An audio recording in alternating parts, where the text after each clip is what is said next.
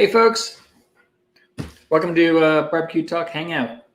So new show started for Wednesday nights. Basically just talking barbecue and hanging out with some friends. We do have a friend on tonight. I think a lot of you guys know him, Mr. T. Roy Cooks. Let me bring him in here once I hit the right buttons. Troy, what's going on? Hey, nothing much, Rob. I appreciate you having me on tonight, man. Well, I appreciate you being the first ever guest on the new show. You're the best one so far. Nice. I like being first. So it looks like we got about 23, 24 people in the chat right now. Cool. I'm going to switch over and start watching the chat, but I got us live, okay? Yeah, that's cool. Yeah, once you start switching over to the YouTube, it gets funky because you're trying to read lips, and it's all 10 seconds behind. That's fine. I'm used to it. So I got some questions lined up, but first off, so we met, well, not in real life, but we started talking probably 5 or 6 months ago, right? For the Josh-a-thon. I reached out, and you were like, yeah, man, I'll be on for Josh, no worries. And look at the shirt you got tonight. Oh yeah. Got my my Josh and Babe shirt on. Yeah, you do. Love Josh and Babe. Got to meet them. And CJ also got to meet them. Oh, cool. Down at Chef Johnny's house down in San Antonio not too long ago. All right. I got this light out here, folks. I'm sorry. I got this light out here to get right on to me once it gets dark. And my dog just barks at anything that's new. She hadn't seen it before, so I apologize. No worries. Yeah, you showed me that light. It's pretty fancy looking light. So we'll have to see how it works later on here. It's actually too bright for being up close like we are tonight, but it'll work. It'll work. I'll kind of point it down so it's not aimed right at me. Yeah. Yeah, we got lots of people in the chat. We got Kent, Uncle Steve, got James, Aim and Claim him. Yeah, see all that. Yeah. Uncle Steve, I was talking about you just a while ago. I did a video using some of your cow powder on some beef ribs a while ago. And some good stuff, man. Real nice bark. Nice. Yeah, I used some on I didn't cook it though because it started pouring out. But yeah, I had some drumsticks and some thighs I was going to cook up tonight, and then it was just like sky opened up, and it was like, nope, you're not going to do that. You're going to have frozen pizza tonight. Nothing wrong with pizza, man. Yeah, so that didn't work out. Yeah, so anybody in the chat, go ahead and ask questions whenever you like. No rules. This is just a easy, no frills kind of interview or show or whatever, just kind of hanging out. Yeah, we're just hanging out. I got to give a shout out to Big Cat. I see Big Cat in all my comments and stuff on my videos too, so I appreciate you being here, man. And Keith, I'm looking forward to your questions if you got some for me, son. Yeah. Yeah, we do have a segment. It's called Keith Has Questions. I had to rename it. All right. Big round of applause for Keith. Yep. All right, so we've known each other a little bit. Talked a bit on text. So what's your main when you're talking to barbecue people? What's your main thing? Is it Facebook or is it text or is it Instagram or is it what's your messaging thing most likely for everybody? It's actually live stuff like this. When I put up a video, I get so many comments and questions and stuff. I when I first put up a video for maybe a week, I will answer those questions, and then I don't look at the questions very rarely. I mean, every once in a while I will, but rarely. After a week, if you ask a question after a week, I put a video up. I'm not going to respond. Yeah, nope. I get too many, man. You know. Yeah. All right, so I have a bunch of questions here. All right, so what was your first job? First job, I worked at a bank in a little town I grew up in near Baton Rouge, and I was there. I was the runner. I was the one that took the cash from the main bank to the branches. When I finished that, I would come in and I would do the mail. Send out statements, because back then they sent out mail statements back then. And I remember postage, I think, was 32 cents, something like that, maybe less than that. And my hourly rate was like $3.85 an hour. That's what I was making. Oh, geez. And this was like back in, oh heck, man, like 1987, 86. And you didn't need references or anything for running a ton of money from one bank to another? No, they just trusted me. That's nice of them. I grew up in a small town, so everybody knew everybody. Yeah. One of the tellers helped me get the job. I went to school with her daughter. So it's just a small town. Everybody knows everybody. Yep, gotcha. All right, we had a question from the chat. Uncle Steve Shake wanted to know if Troy had to submit one cook to get into barbecue heaven, what would it be? If I had to do what with one cook? If you had to submit one cook to get into barbecue heaven, what would it be? And yes, Skinner, we're just doing Q&As through the chat all night long. No time limit, no nothing. Just shout them out. As long as I see them, I will highlight them. Does it have to be barbecue, Uncle Steve? Yeah. Let's get back to the question.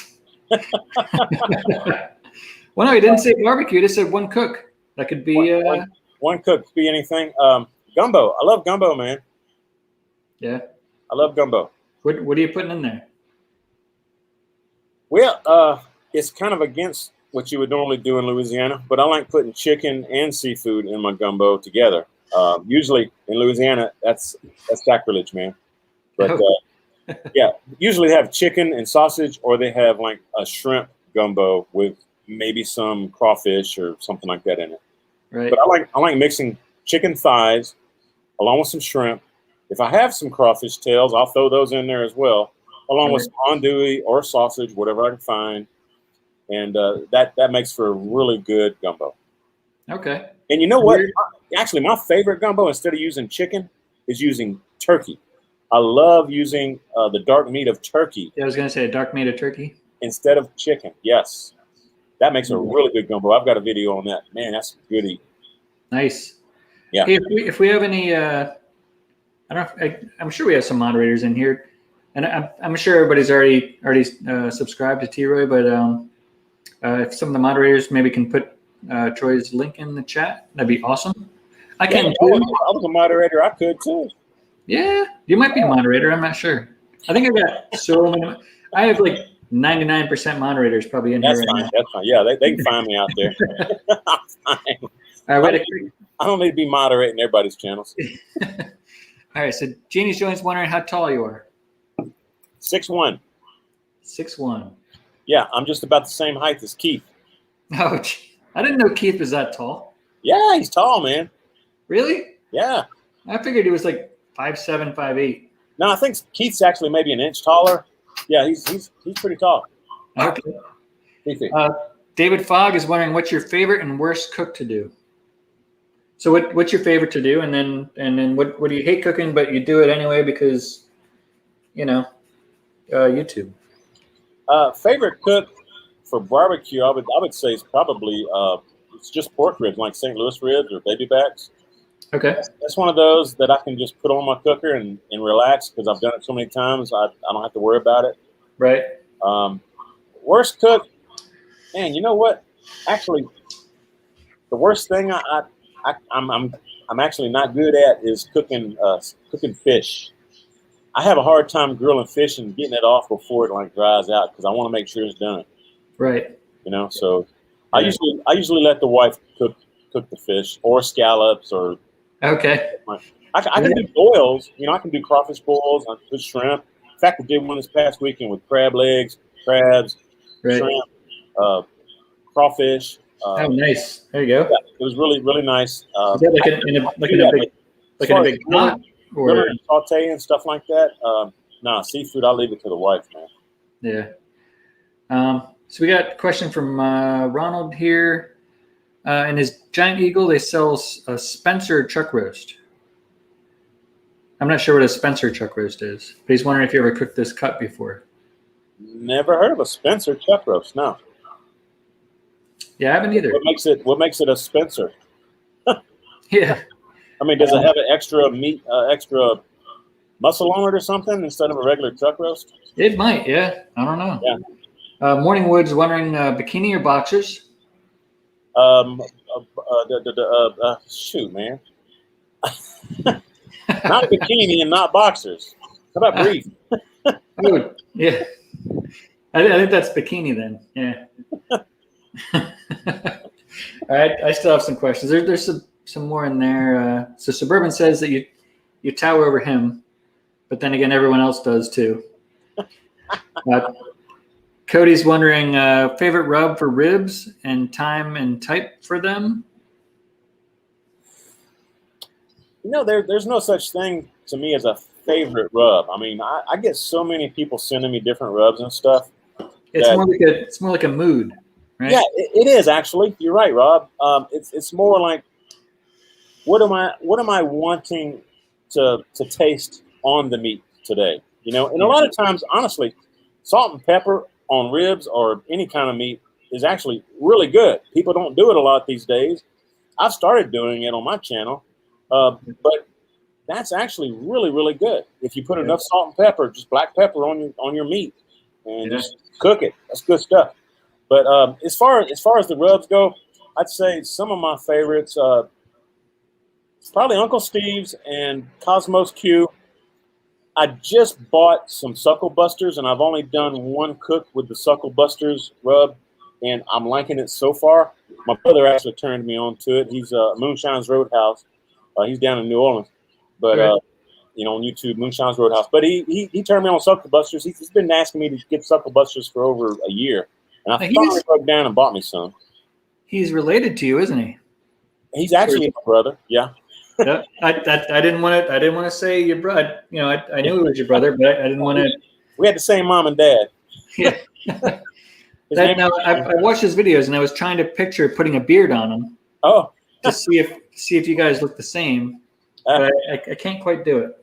Yeah. No, he's a little bit taller than me and skinnier and lankier than me, but yeah. Gotcha. All right, Keith says 38 in the chat. Nice. Cool. How's it going, everybody, tonight? Oh, Troy left. No, I'm right here. I just had to relight my cigar. All right. So let's say Sunday. Let's say this coming up Sunday, you're free. You got nothing to do.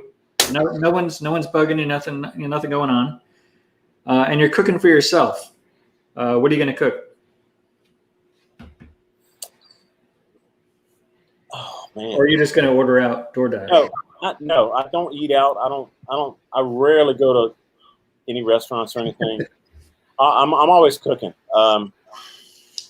You know what? One of my favorite dishes is a dish that I got from my wife's mom, and I actually did a video on it 2 or 3 times. They're older videos, but it's spaghetti, and it's got hamburger meat, green bell pepper. It's got a lot of cheese in it. It's like a hamburger spaghetti casserole kind of thing. I love casseroles myself. Oh, nice. I could eat casseroles every night of the week, man. Yeah. Love it. Yeah, I think they called it corn and spaghetti meat casserole. I think it's something like that. Wonderful stuff. It's got tomato sauce in there to help kind of bring everything together, you know. Right. It's excellent, man. Onions and all that. So that's what you do on this coming up Sunday. If nobody was bugging you, you're just by yourself. Yeah. That's dinner. Yep. I'd love it. And I'd eat off of it for 2 or 3, 4 days. Yeah, right. All right. So Big Cat 305 wondering what's T-Roy smoking? Cohiba? That's a good question. I'm not sure because I pulled the label off of it. just to make sure I could get most out of it that I could. It's one of these. I call it like a cutting the grass cigar. Right. I buy like a bundle of like 50 for heck, I don't know, $20 or something. I mean, they're cheap. Okay. They're cheap, but they're pretty good for being a cheap, like a factory knockoff, I think is what they call them. You know. All right. So cutting the grass. So what are you using to mow? So it was actually one of my questions was do you mow the grass, and what kind of mower do you use? I do have a just like a 22-inch lawnmower. I think it's a Honda. It's the gray base with, I think heck, I ain't seen it in years. Like a gray base with an orange Right. footer, something like that. Yeah. But no, I actually pay somebody, thanks to my YouTube fans. I pay somebody to take care of my grass, my lawn, all the growies that I have out here. Me and Karen will do some stuff, like we planted some stuff, this past weekend. I don't know if y'all can see, but yeah, we can see. Planted some little growies back here again and up here. Just some annual stuff. You see some little growies? Yeah, growies. Yeah, just annuals, little flowers, Right. kind of brighten up the place, Yeah. All right. And also have who was featured in my video I did today on them short ribs. My pool guy. I got a pool guy. I used to take care of the pool myself. I can do cutting the grass. I can do the pool. Yeah. Right. But you know what? I'm getting old enough where I'm like, if I got the money, I'm gonna pay somebody to do that for me. Yeah. I'll bring them some water every once in a while when it's hot because it's 95 today, But yeah, let somebody else. I like to help the local businesses. That's right. That's why you do. That's why I do it. Yep. So Kent says we don't have to see both you and your brother. Just listen to how they talk. Yeah, my brother Sean, he's got a Cajun accent. He hangs around. He actually works in Baton Rouge, so he drives from New Orleans to Baton Rouge every day for work. He's a diesel mechanic. All right. He's got a Cajun accent, folks. So don't let that throw you. I kind of lost it when I moved out here to Texas, but I used to have one as well. Yeah, so I was going to say, so you're in Texas now, right? And I got here about 1990. Yeah. So you're big into gumbo and stuff, though. So that leads me to believe that you grew up somewhere else. I grew up around Baton Rouge. Yeah. All right. Like we talked about at the very beginning with the bank I worked at, and I was the runner and the postal person and all that. Yeah. All right. So that was down there. Yeah. Yeah. It was cool. Actually, at that same bank, they needed somebody to help run the mainframe system that ran all the reports and, debited and credited all the accounts with the checks and everything. Right. So I actually became like their mainframe guy. Okay. Okay. And then that helped me get to a bank that I worked at, a savings bank up in Annandale, Virginia. I worked there for about 6 months, and then I came back to Louisiana and did some other stuff. And then when I came out here to Austin, I started working for Time Warner Cable, and that computer background that I had helped me get into customer support for residential customers. And then from there, I worked my way up to working in security, which basically is it's not like a security guard. It's security for the internet. Okay, so I'd help like block intrusions coming into the network. Actually went and trained and became an engineer for a network, like a network engineer kind of guy. Okay. So yeah, I've got a pretty good history. I worked for them like 21 years, and then I retired. Thanks to my fans on YouTube, helping me make the money that I need to make, and my wife. So I'm retired. I retired at 50. Damn. Well, we had a couple more years for 50, so not there yet. Yeah, but I worked for the man for a long time. Yeah. So Larissa is wondering, what's your favorite thing to barbecue while camping? Camping, I usually just do like hot dogs or hamburgers. Something simple. Right. I don't do a whole lot of cooking when I'm camping because I want to enjoy nature. I want to enjoy the scenery. I want to drive around, and check it out. So I don't spend a lot of time cooking. Now, speaking of hot dogs, one of my questions was, let's see, where'd it go? What do you put on your hot dog? Honestly, I just put like cheddar cheese shredded on my hot dog. I don't like the mustard. I don't like ketchup. I don't like all that stuff on my hot dog. All right. I'm a ketchup person. I know supposedly you're not allowed to have ketchup on a hot dog after you've turned 18. I like ketchup on my hamburgers. Yeah, me too. As far as the bun for a hot dog, are you a top split bun guy or just a regular old? Just a regular side split. Side split. Sometimes I just take a slice of bread, just white bread, and just fold it up. And I'm easy, man. I ain't complicated. I get the top splits when I'm trying to feel fancy. Looks better on video. Yeah, right. Let's see. We had some other questions here. I thought I saw them here. Well, no worries. I still got plenty of questions. Yeah, everybody in the chat, keep asking away. I mean, I've got all these. And Rob, Rob, let me know if I get too dark. I'll switch the light on, and we'll switch angles. And all right. Yeah, I mean, you're looking fine right now. Yeah, actually, I'll take my glasses off now.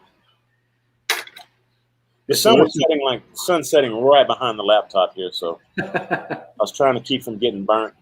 Yeah. Yeah, Larissa says hamburger hot dogs does mean summer. It does. All right, so what was the last thing you cooked outside and on what? Last thing I cooked was today. I cooked some Lobel's beef short ribs, and I cooked them on my Weber Smoky Mountain because a lot of my fans found me by my Weber Smoky Mountain cooks, and they've been begging me to cook more on my Weber Smoky Mountain because I've been trying to showcase, the kettle and the Lone Star Grill and the Grove-in oven, all that stuff. So, I've been trying to show some love to more Weber Smoky Mountain here lately. Okay. And actually, go ahead. I was going to say the Lobels, I haven't actually gotten meat from them for a long time. I mean, it's been a while. They still want me to do videos for them, trust me. But I've been kind of putting them off a little bit.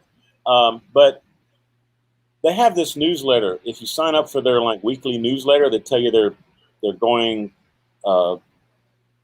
breaks on food or whatever, whatever's going on with their advertisements, I guess. Stuff that you can get at a cheaper discount and all that. And if you sign up for that, you tell them what your birthday is, and every year they will send you an email with a link to a code that you can put in on their website and get you a free 8-ounce filet mignon. Oh, so nice. I got that link. I put it in there. And while I was there, I was like, well, let me get the filet for the wife, and let me get myself a 24-ounce dry-aged ribeye, bone in. Yeah. And I said, and also while I'm here, I love their beef ribs, their short ribs. So I got 3 pounds of their short ribs, and they've been hanging out in the fridge for almost a week. And I was like, man, I need to cook that. So I cooked those today. That's what we had. And man, my pool guy showed up just in time for the finish of my video, and I actually got him on video doing a taste test with some of these ribs, and he was impressed. Okay, nice. So actually, this guy, UkLabMB, actually, I think I saw this question scroll by earlier. So we just asked it again because I missed it. Sorry about that, man. If you can only use one smoker for the rest of your life, Weber Smoky Mountain, Offset, or Drum, or something else? Only those 3. I was going to say for mobility and the accessories that you can get for it, I'd say the Weber Kettle. Right. As far as something that I would keep just because it tastes a hell of a lot like an Offset, the Weber Smoky Mountain. All right. Those would be my first 2 I would keep. Right. So Papa Texas doesn't like the top split. It makes his wiener stick up too much. I agree with that, actually. Yeah. Black Shirt 55. Do you ever feel pressure to put out more content? You got him on the Where We're Smoking Mountain. Got me on the web. I don't feel pressure to put out more content at the stage that I'm at. Actually, I've cut back on the content. Right. I originally didn't have any intention on even making 100,000 subs. And it took me quite a while to get there. People that are doing YouTube videos now get there a lot quicker than I did. But I just mainly wanted to show my son how to cook. I mean, that's what got me started making videos. My son was leaving the house. Right. I said, let me put some videos up of some family recipes that you can go back on YouTube and look at and, figure out how we cooked it, And the next thing I know, after a couple of years of doing that, I'm starting to get companies calling me and trying to work with me and people subscribing. Right. It just it became, kind of crazy. And now I'm over 300,000 and it's like really crazy. I mean, I turn down 99% of the offers I get because I don't want to, it's like I like supporting my local businesses and stuff. I don't want to be one of these people that do my videos just to be a sponsor for a particular company, Right. Yeah. Yep. And a lot of these companies want to tell you what to do in your video, which I'm like, no, that's not going to happen. It's my channel. I'm making the video. If you want to send me your product, I'll do some videos on it, but I promise you anything, So so we do have somebody in the basement, but I want to quick Daddy Dutch. Does Troy want me to take the Groven home with me in February? I'm not sure what that means. Do you know what that means? Dude, that Groven is a fantastic cooker, man. I'm telling you. David Fogg, thank you. Thanks, buddy. All right. Let's see here.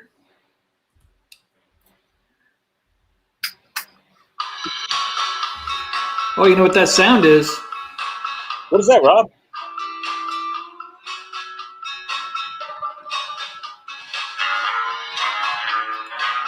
That means we got somebody in the basement that has questions.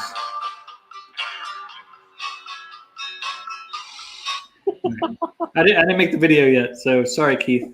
But that's going to be your intro music. This is going to be my one and only show. Okay. So what kind of music is that? Keith, maybe what's up, buddy? Hey, I'm doing good. Keith, good to see you, man. I tell you. Find him some music for you, Keith. Well, that ain't it. Trust me. That was like surfing Badlands, I figured I could see you dancing to it. No, different era, Rob. Yeah. Me dancing? No, that ain't going to happen. No, I'm just Rob. When you emailed me earlier or messaged me earlier, I was like, man, I don't know. I'm trying to get ready for Labor Day or June. I'm trying to get ready for this weekend. I'm like, yeah. So, anyways, I'm here. I have a few questions. I was going to ask Troy, and I was going to change them up last time, and I'm still going to change them up solely because Troy and I actually know one another. Right. We've met and drank and ate on several times, and so we've been knowing each other for a long time. And sometimes I feed Troy, you. these questions are going to be different. So sometimes I feed you when I see you, right, Keith? You a damn lie. I'll tell you what. If Troy and Moonshine invite you over to their house to eat steak dinner at 6:30, when you leave at 2:30 a.m. and all you've had was a bag of fucking potato chips, yes. Oh, well, you can come back tomorrow and we got 37 pounds of beef leftovers you can have. Well, you left early. I left at 3:30. What the fuck? Good boys are tardy with the food, though. They are. We was too busy drinking and having a good time. Oh my God, we did do that. All right, Troy. Question number one. One meat, whether you cooked it or somebody else has, I don't care. You ate out or whatever. One meat you've only had once in your life, and you would love to try that again. Elk. You've only had elk once in your life? Yeah. Please don't tell me that was a burger. It was a burger. I had it in Estes Park, Colorado. Oh my God. Hell, I can get elk burgers here. We got to get this boy some elk. I love it when Keith is disappointed in somebody. Oh, I know. I know. I'm doing my best. Troy just started. He started to piss me off. Yeah, wait.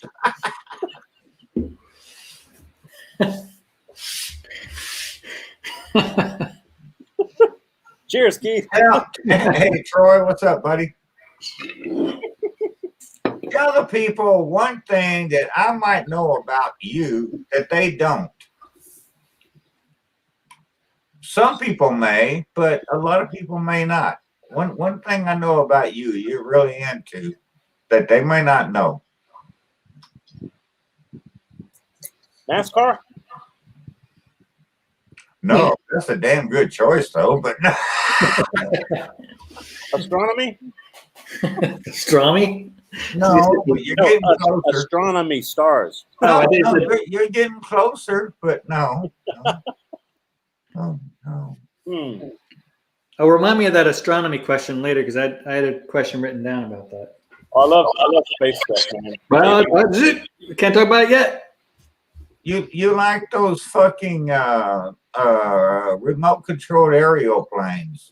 Oh yeah, I do. Or what do you call it? RC or RC planes? Yeah. But I'll tell you what, my brother Sean, he flies them a whole lot better than I do. I've pretty much crashed every one I've We'll tried. get to Sean later, okay? We're talking about you now, okay? All right, back off, man, back off. Don't you fuck my questions up. I have them in order. You ain't never been up against nobody like me, Keith. Come on. Yeah. Rob, I'm sorry, but No, you're good. me and Troy have drank. Trust me. Oh, I believe you. Beer together. Yeah. In more than one night. Well, that's why I asked if you wanted to hop on and ask him some questions. I knew you guys were. We picked the guitars together too, and sang. All right, you really want to fuck this up for me? Okay.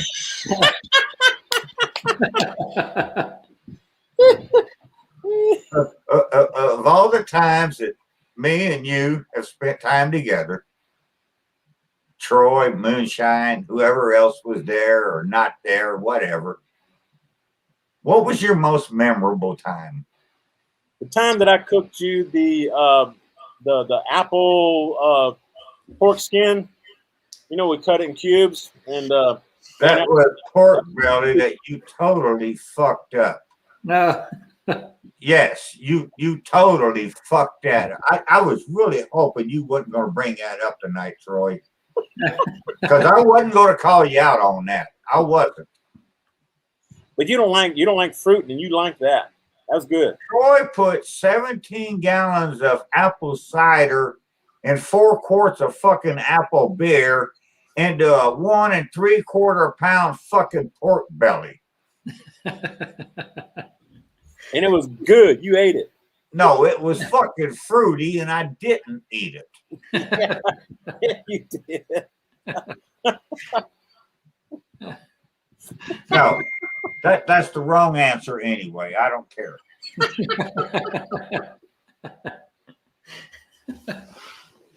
What was the original question? I'll try to answer it right for you. What was your most memorable time was spending time with me? And your most memorable time. And let's not talk about the times you fucked up the pork belly. I actually enjoyed hanging out with you and Terry at your house on Labor Day. It was the year that Tango Joe didn't make it because he was having a grandbaby being born, and me and Karen came up there and we hung out with you and Terry and everybody else that was there. That was very memorable for me, and I thoroughly enjoyed it. Well, I'm not going to yell at you for that. That's the wrong answer, but. Well, Keith, what's the right answer? That should be that should be Troy's most memorable. Yeah, what should I have said, Keith? We have this on film somewhere. So. Oh, the peanut butter shave. No, it was better than that. No, that peanut butter shave was pretty awesome. The night that me and you and Moonshine and Terry sat in Moonshine's bedroom, and y'all played music. Yeah, we was playing music, and we got you on the guitar doing some Led Zeppelin stuff. That to me will always be down as one of my most memorable events. That was a great night, dude. It was fun. And I mean, we were all fucking hammered. Yeah, Booger was there. We had Booger there. No, not then. Well, and Joe and I think all them were earlier. Yeah, earlier because you and Terry all left because hell, I mean, after all, it was only 4:35, and I'm still waiting on dinner. So yeah, sun was fixing to come up. But no, when we sat there, I thought that was the greatest fucking time of my life, man. Yeah, me and Sean, we like to pick and grin, man. I got a bass guitar. My brother's got basses and guitars and drums and pianos, and man, we had a good time. So, but yeah, it's always a good time with you, Troy. Yeah, same here, man. Anyways, Rob, I'm getting ready for the weekend, and I'm just about ready. I thought I would have been ready tonight, but shit happened, and so yeah, I'm going to finish it up. But if you notice, I've got some of the bullshit moved out of here. I'll get the rest of it moved out tomorrow. You got plenty of Costco paper towels and toilet paper for the weekend. I have toilet paper and paper towels, and I have aluminum foil. Nice. What else does one need? I got 80 pounds of charcoal. You got hams? No, I'm drinking Miller now, man. Oh, really? Okay. All right. High Life, right? I went back to the High Life, So, anyways, but yeah. So I'm getting ready for the weekend, and that's all I'm doing. Cool. Yeah, but have a great weekend. I was going to try to make it there, but I don't think I can make that 12-hour drive by myself each way. Are you fucking serious? What? What do you mean? I thought you was coming. I was going to be coming, but now it would just be me driving back and forth by myself 12 hours. And that's I was thinking about making it too, but I can't make it either. That's a piece of cake, a 12-hour drive. My truck's actually in the shop, man. My AC went out, and I had to get that fixed. So I don't know when I'll get my truck back. I don't know. It sounds like a lot of fun, and I might still try to do it, but we'll see what happens. Trust me, if y'all haven't been to Keith's, it is a good time. A really good time. I know. There's a lot of cool people going. So yeah, Keith's quite the host, man. I might still do it. I probably need your address. No, I think I might have it. Hey, did you ever try that Jealous Double I sent you? No, I'm waiting for you to get here on June. You're all right. I'm saving it for you. Yeah. I don't know how to use that shit. But I will tell you this, and then I'll leave you guys alone. All right. I bought a bag of Cowboy Lump. That's terrible. That's the worst. You tell your story. You tell your story. Okay. Yep. Let me finish my story. Okay. So I opened this cowboy lump up, and I'm like, oh man, this is fucking nice, man. Great big chunks and shit. Okay. So I got 2 cooks out of it. Can you tell me what to do with 20 pounds of cowboy lump fucking dust? Because that's all I basically got, you know? Yeah. I mean, I got a bag that's 20 to 25 pounds heavy, and it's nothing but chips the size of my, little fingernail here. Yeah. I mean, did you see that video I just did? I did Cowboy against Jealous Devil, but the Cowboy kept going out. No, I haven't seen that. I've seen you posted it, but no. Yeah, the Cowboy kept going out. I had to keep hitting it with the propane, and it would keep going out again.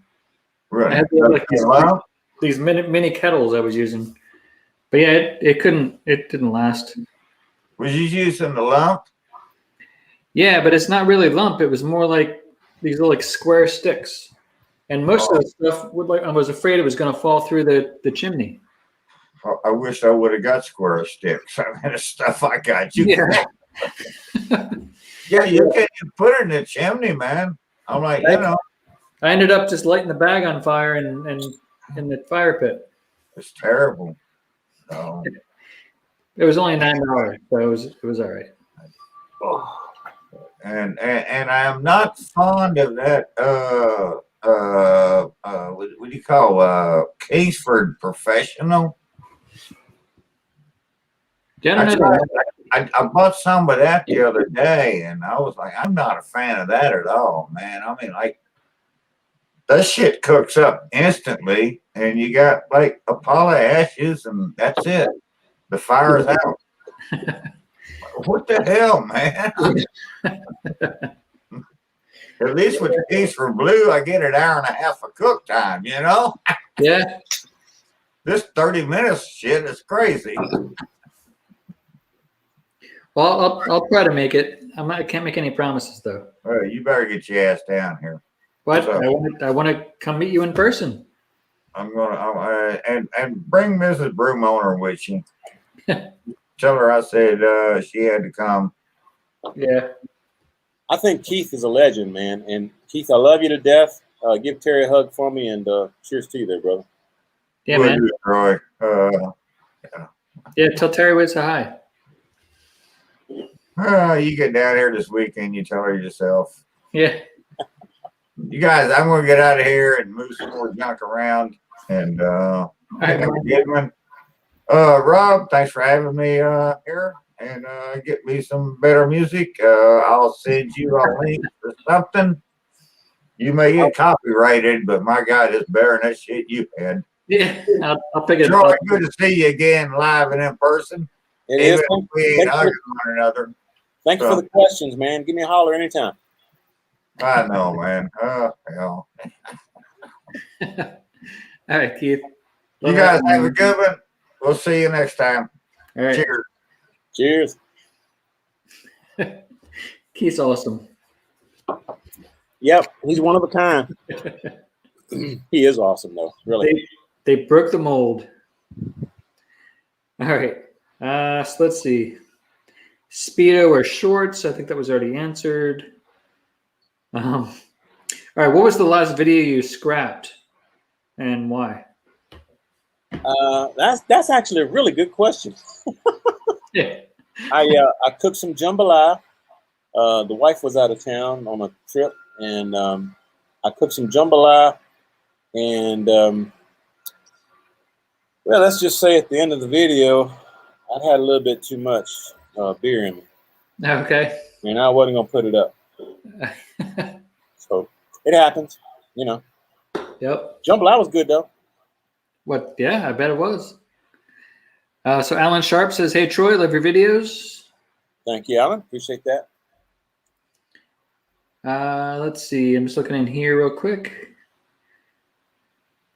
Crazy Pop saying, "Yeah, Keith, get ready for the weekend. TP and paper towels." There you go. Dad Bod Barbecue. What's up, fellas? Hey, what's going on, man? See Bobby in here too. How you doing, Bobby? Yeah. Bobby Catton. Yeah. Loaderman, Troy, Ford or Chevy? Oh man, I'm a Chevy driver, man. You know, I like my Chevys.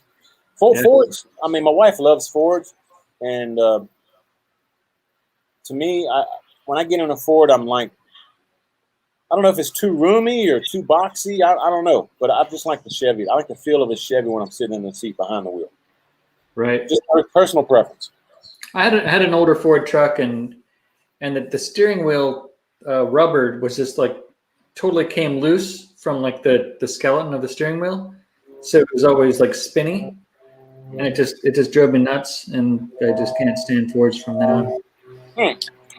Jambalaya is fantastic. You ever hit it with a bit of smoke, cast iron skillet on the Weber Smoky Mountain or anything? I'm sorry, was that a question? I got an airplane flying over. Sorry. Yeah. So jambalaya, have you ever hit it with a bit of smoke, cast iron skillet on the Weber Smoky Mountain or anything? No, I have not. No, hadn't done that. That's a good idea, though. Really good idea. That was David Barnwell. Yeah, David, I appreciate that, man. I appreciate the suggestion. I'll add it to my things of my list of things to do, because that's a good one. We got Grumpus on Fire came into the chat here. I got to meet Grumpus. Grumpus is cool, man. I've never met him in person. He seems like a cool guy. Yeah, I got to meet him down at Chef Johnny's with CJ and Josh and Babe. Oh, okay. Yeah, we had a good time. That recent thing, right? Yeah. A few months ago. This past February, I think, maybe. Yeah. We got Darnell coming in. Hey, gang. Hey, Darnell. Darnell. Let's see. Damn, T-Roy live twice in 2 days. No wonder it's hot outside. It was about 95 here today. All right. Crazy Pop. It's got to run. Good night, everybody. Good night, Crazy Pop. Thanks, bud, for hanging out. Cheers.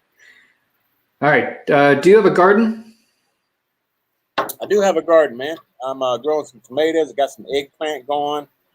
Got a bunch of herbs and stuff. Jalapenos, stuff to make like a salsa. We have like a salsa garden.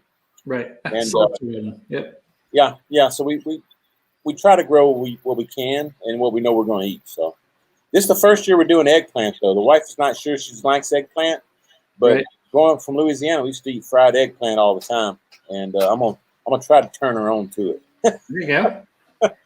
Maybe make some eggplant lasagna. Yeah.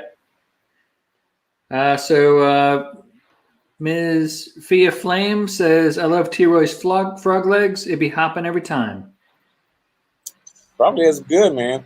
Really are. Yeah. Alligator pretty good too. All right. So what do you do when you just want to relax? I like to get out in my pool back here behind me, and maybe y'all see it. I like to get back there and just float around and check out the satellites crossing the sky and the planets and the moon and everything at night.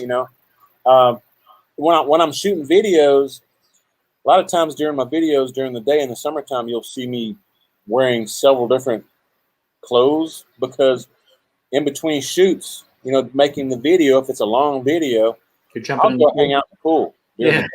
And sometimes I'm wearing my bathing suit, sometimes I'm just wearing shorts.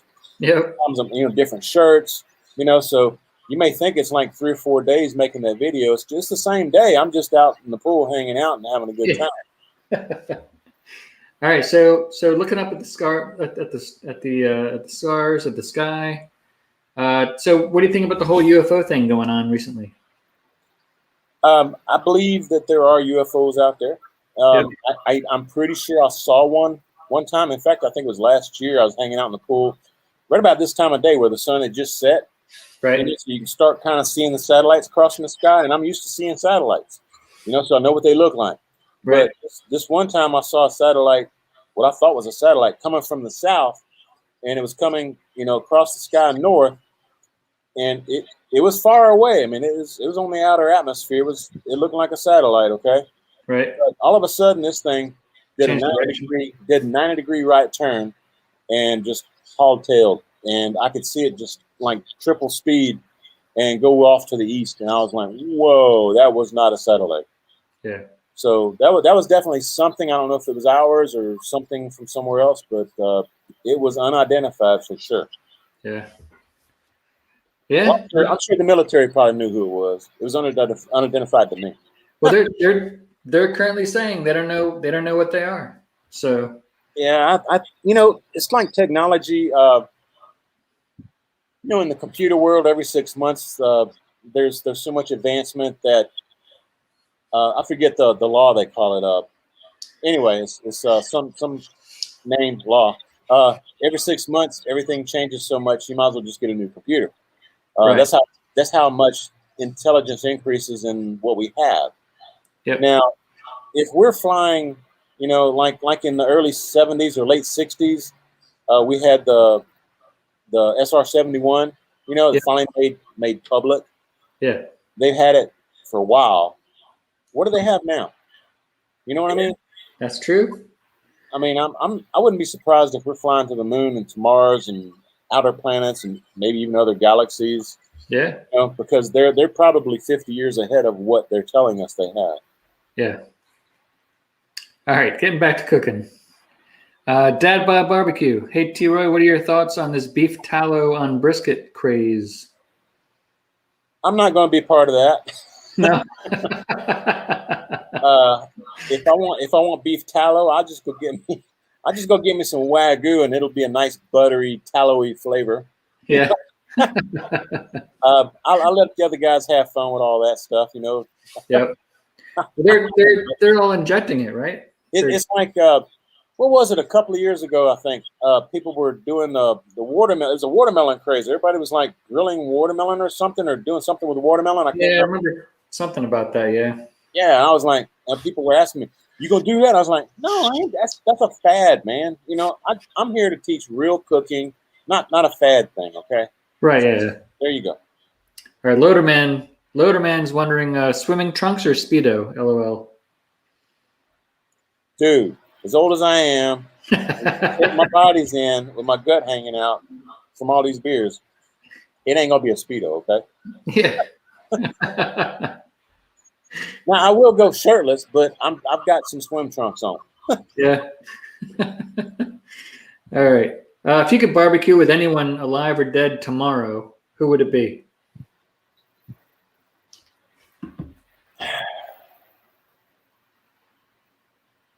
Honestly, I'd say either James from Raymond McClaimum or my brother. I mean, they're both fun to hang out with. They both do good barbecue.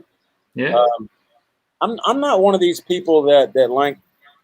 I don't like collecting autographs. I don't like getting pictures with famous people. Right. I'm just normal like you guys are. So I don't like to look up to people to try to imitate them or make myself be like them. Right. I'm just Troy. I do my own thing. If they've made it and they've paid their dues and they're having a good time and making a lot of money, that's fine by me. They put their legs in their pants one leg at a time when they get up in the morning. Same as me. Yep. I mean, it's sometimes you could do both at the same time if you're balanced upright and stuff. Well, every time I've tried that, I've failed. Yeah. So Kent's wondering, what? No, Justin? Justin is entertaining. He's I love hanging out with Justin. I really do. He cracks me up more than anybody I know. And he does cook some good barbecue. But Justin doesn't cook inside. Oh, yeah. I like people who have multiple talents where they can cook inside and outside. Right. No offense, Justin, if you're in the chat, but Yeah. dude, you need to step up your game and start cooking inside. Yeah, I don't think he's nearby. No. He's too busy. All right. He just had 100,000 subs, man. All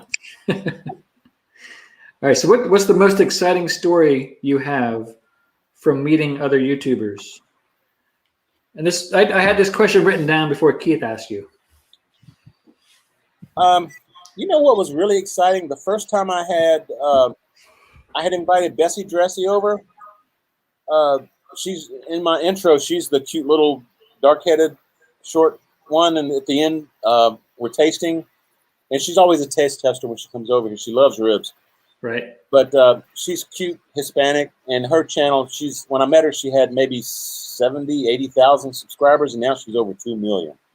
Damn. She's really, really done well for herself. And her husband is the nicest guy, very knowledgeable, ex-military. Sometimes he'll just come hang out with me, and, she just stays at home. We just hang out in the pool and just chit chat about YouTube stuff, what marketing and whatnot. Right.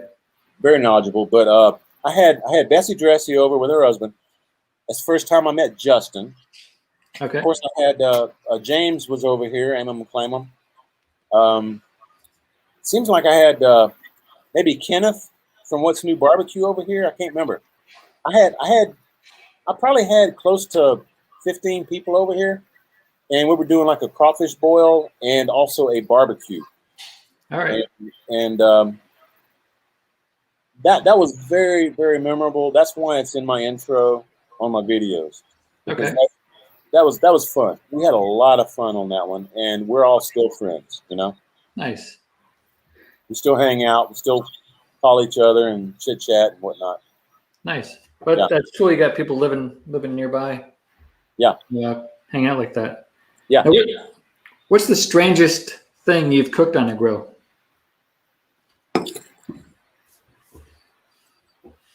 Ooh, I started to say iguana, but I haven't done that yet.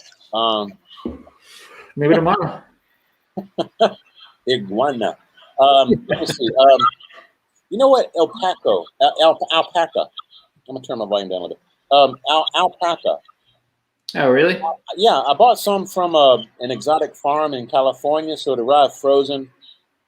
And I had high expectations, but when I got it, it was so grassy flavored, Right. and very, very lean, like buffalo. But it was that grassy flavor just kind of threw me off. I wasn't expecting that. Hey, good night, Kent. Kent's got to run. He's got to go to Keith's, man. That's what it is. Yeah, everybody's resting up. Yeah. I got to fire up another stogie. Yeah, I was going to actually going to probably hop up for a minute. Do you want to take a minute break here as well, or are you good? I'm good, man. I'll check the chat and answer some questions. All right, cool. I'll be right back. All right. Big Cat 305 asked Troy what he thinks about cabbage soup. Dude, you know what? I love cabbage soup. That's home cooking right there for me, man. I love it. And that cabbage soup video, I actually did make the video because I was fixing to have surgery on my esophagus. I had this big, it wasn't cancerous, but it was like some kind of a muscle tumor thing around my esophagus. And it was restricting my ability to swallow. Okay. So I wanted to get it taken out. And the doctor said, you need to lose about 40, 50 pounds before the surgery, which was in a couple of weeks. So my grandmother, I talked to her, God rest her soul, Mama Jean, we love you. But she gave me this recipe that she'd gotten from the Baton Rouge Heart Hospital, where patients who needed to lose weight real quick for heart surgery because they were too obese, they put them on this restrictive diet. It was this cabbage soup diet. That's why I made the video, because I was starting that actual, recipe trying to lose weight. In 2 weeks, I lost 40 pounds on that diet. So I'm glad that actually is strange for me having like a barbecue channel. But Big Cat, I'm telling you, bro, if you need to lose some weight quickly, give it 2 weeks. I wouldn't go more than 2 weeks on it. Go back to eating regular food after 2 weeks. And then after a couple of weeks, try it again if you need to lose more weight. But that is an excellent diet. And what I have also found, it tastes so good to me. I like to put some shell macaroni in it with some Parmesan and make it like a minestrone soup. Really, really good. Real good. Real good. All right, let me check. See if we got anything else here. Daddy Dutch, he said he's going. Love you, Daddy Dutch. Kent, we love you, bro. Papa Texas. Oh, Papa Texas, what's going on, bro? Man, you know what, Papa Texas? I keep wanting to wear your shirt. I actually bought a shirt from Papa Texas. I like to buy shirts from people that I like to watch on YouTube, just kind of give them a little bit of extra money, you know. But Papa Texas, your shirt that I got is white, and that's hard to wear when I'm cooking barbecue, bro. But I love the shirt. Really nice shirt. I need to wear it sometime. Maybe when I'm hanging out in the cooler or something, shooting a video, I'll wear your shirt. Let's see. I think. Go ahead. Sorry, Rob. I know you're back, man. That's all right. I think Madwood has some shirts. He just, I didn't get back to him today. He asked if I wanted to buy a Madwood barbecue shirt. But yeah, Madwood, I'll buy one from you, Terry. But yeah, if you have the link, put it in the chat. I got a bunch of shirts. I got a bunch of shirts from a bunch of different, YouTubers. Just because I like supporting them, you know. Yeah. So I wish I would have changed my channel name or logo back earlier once I started doing barbecue stuff. Yeah, I started out as homeowner DIY type stuff, like how do you do crown molding, how do you fix your pool, how do you fix the garage door, how do you what are the different tools? Change brakes on your car. Yeah, how do you do this and that as a homeowner? Replace a windshield wiper. Yeah, and then I started doing barbecue stuff, and that took off, and I was having more fun with it, so I just went with it. But then I kept the same little house icon and kept the name Mr. Homeowner, which doesn't make sense for a barbecue channel, but yeah. Well, people get to know what your name is, Yeah, it's still fun. But that's why I named my channel T-Roy Cooks, because I cook both inside and out back. Right. My barbecue fans, they love that I cook barbecue, but I also have fans that love that I cook just home style meals inside on the stove or in the oven, Right. Yeah. See, Matthew Burns.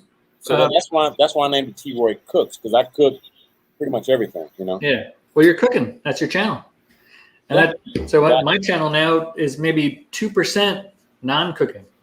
So yeah, Matthew Burns he said, I was just going to ask about your channel name. Yep. So yeah, but you know what? When Google first came out, it didn't.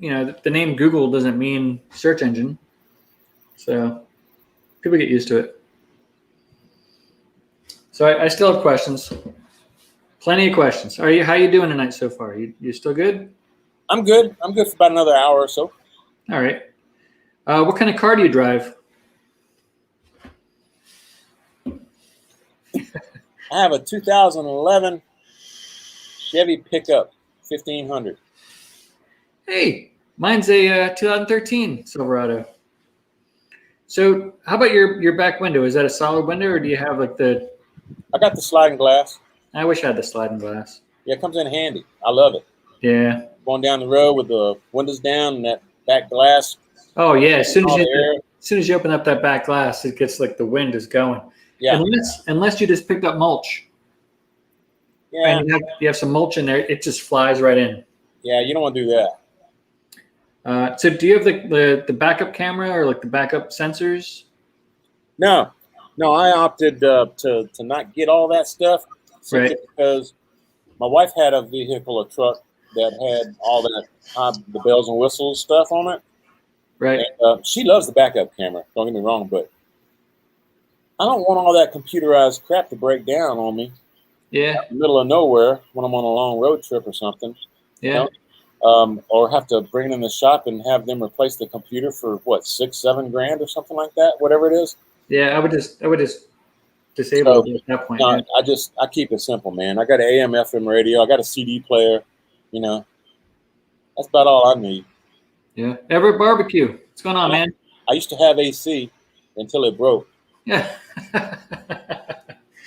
Hey, actually, what happened? I had we got a green belt back behind me. They call it a green belt because it's just nothing's going to be developed back here. It's just trees and grass and deer. Right. And they've also got rats. Well, some rats got up into my, this couple of winters ago. They got up into my engine compartment and chewed up some of the stuff associated with my AC. Oh. We had to repair it last summer. And it worked for maybe a month or so, if that. And then it started leaking AC fluid, and it just got I didn't worry about it until it started getting warm again here. Like I said, today about 95. So I was like, I need to take it back to the shop and get them to really fix this AC this time, you know. So I'm hoping the cause of the problem was them working on it last summer, so I don't have to pay for it again. Yeah, to get it fixed. You know what I mean? Yep. So Joe from Everett Barbecue is wondering, did T-Roy name his Weber Smoky Mountain 22-inch? Nope, I didn't. He didn't name it. No, I'm not one of these people that name my pits. I named my my Yoda Wichita because that's what it is. That's the model number, the model name, the Wichita. But no, I give them all the love I can, but I don't give them a name. Now I do name my truck. My truck's name is Bertha. What color Silverado you got? It's white, Summit white. Out here in Texas, I don't want a dark color, man. That sun beats down on you and heats your truck up. So I got the light interior and I got a white outside and exterior. All right, so 2011, do you have that that magic that makes it into like a 4-cylinder when you're driving on the highway? No, mine doesn't have that. Okay. No, I didn't want that either. I didn't want it either, but it came on mine. Yeah, I think they did that in 2012 or something. They came in right after I bought my truck. They came out with it. I think they had a few models in 2011. I think they had it, but I didn't want it.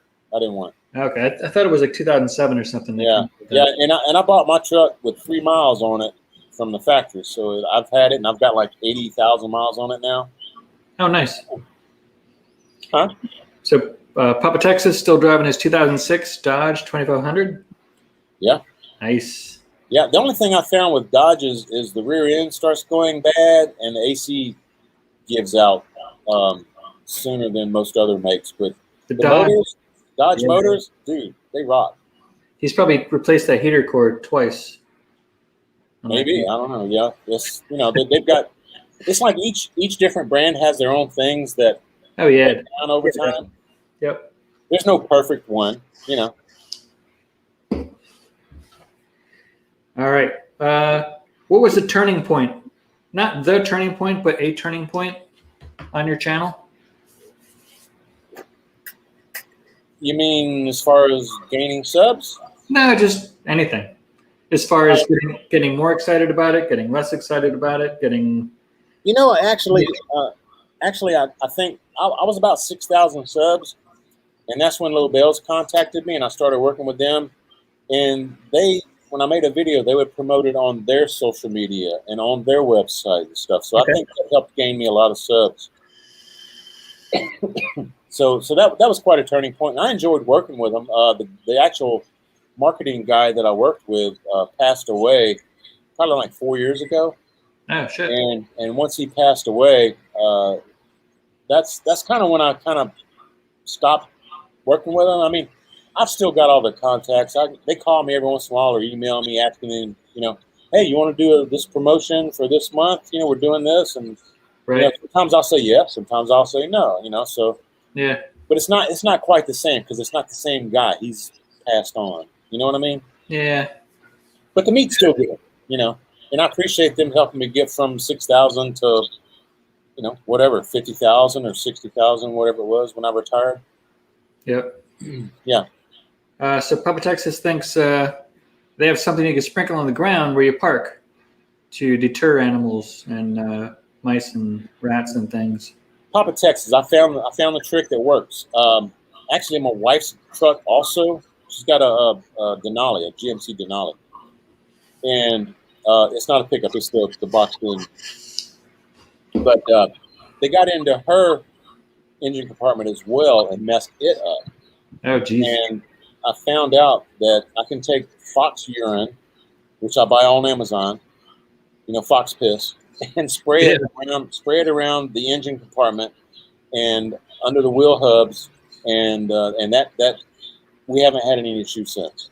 Oh, nice. Well, there you go. And it's very strong. Yeah.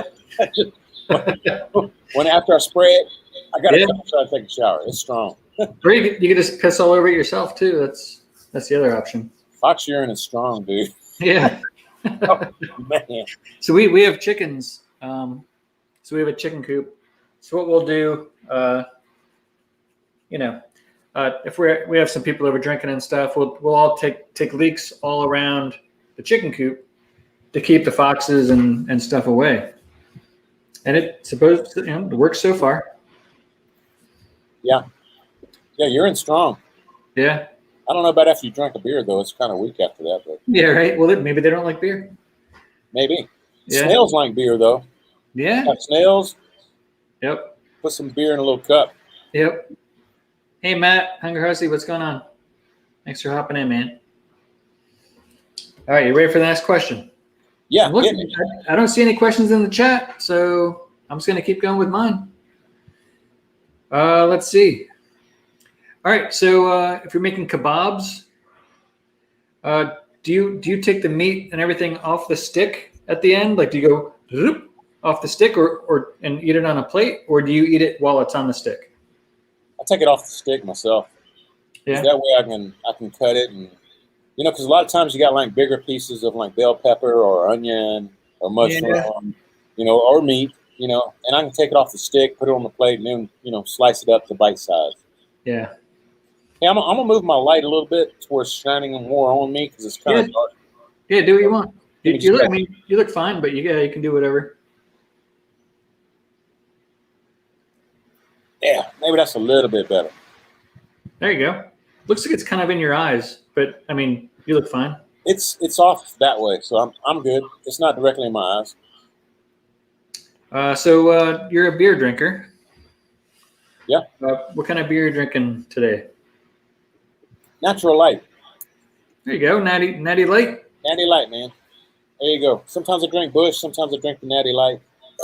Trying to lose a little weight, so next little bit I'll be drinking some natty light. Yeah. I drink either one. All right. How about do you like pizza? I do love pizza. I really like deep dish, like Chicago style pizza, man. Yeah, I like the pan or deep dish or whatever. Yeah. Yeah, that's my favorite. My wife likes the thin crust. I mean, like paper, like cracker thin. I'm like, yeah. You can have that. So what's on your? Let's say you're ordering pizza tonight. No holds barred. Your favorite pizza? What are you ordering? Just keep it simple, man. I like ground beef, pepperoni, and green bell pepper with some cheese. Probably extra cheese on it because I love my cheese. There you go. I thought you were gonna say just plain. Keep it simple. But yeah, no cheese. No, I gotta have some meat on there, man. But it's not like I like everything other than maybe anchovies, Right. But, yeah. Also I don't like pineapple with ham. I don't like that pizza. That's not my favorite at all.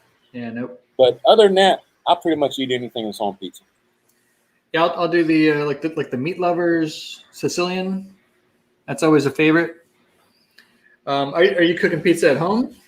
You ever done that? Oh yeah, I have. I've got quite a few videos doing that. Yeah. And what are you using on for that? I've got like a round pizza stone, and I'll put it either on my I'll either put it in my oven in the kitchen. There you go, Dustin, baby back. Or I'll put it on my kettle or on my Groven. My Groven is an excellent pizza cooker. I haven't done that on video yet with my Groven, but it's excellent. Yeah. That the Groven's what Kent wanted. You asked what temp? No, so the Groven's what Kent wanted to steal from you. Oh yeah, the Groven. He's actually making the one that I have is more like a restaurant size. I mean, it can hold a lot of stuff.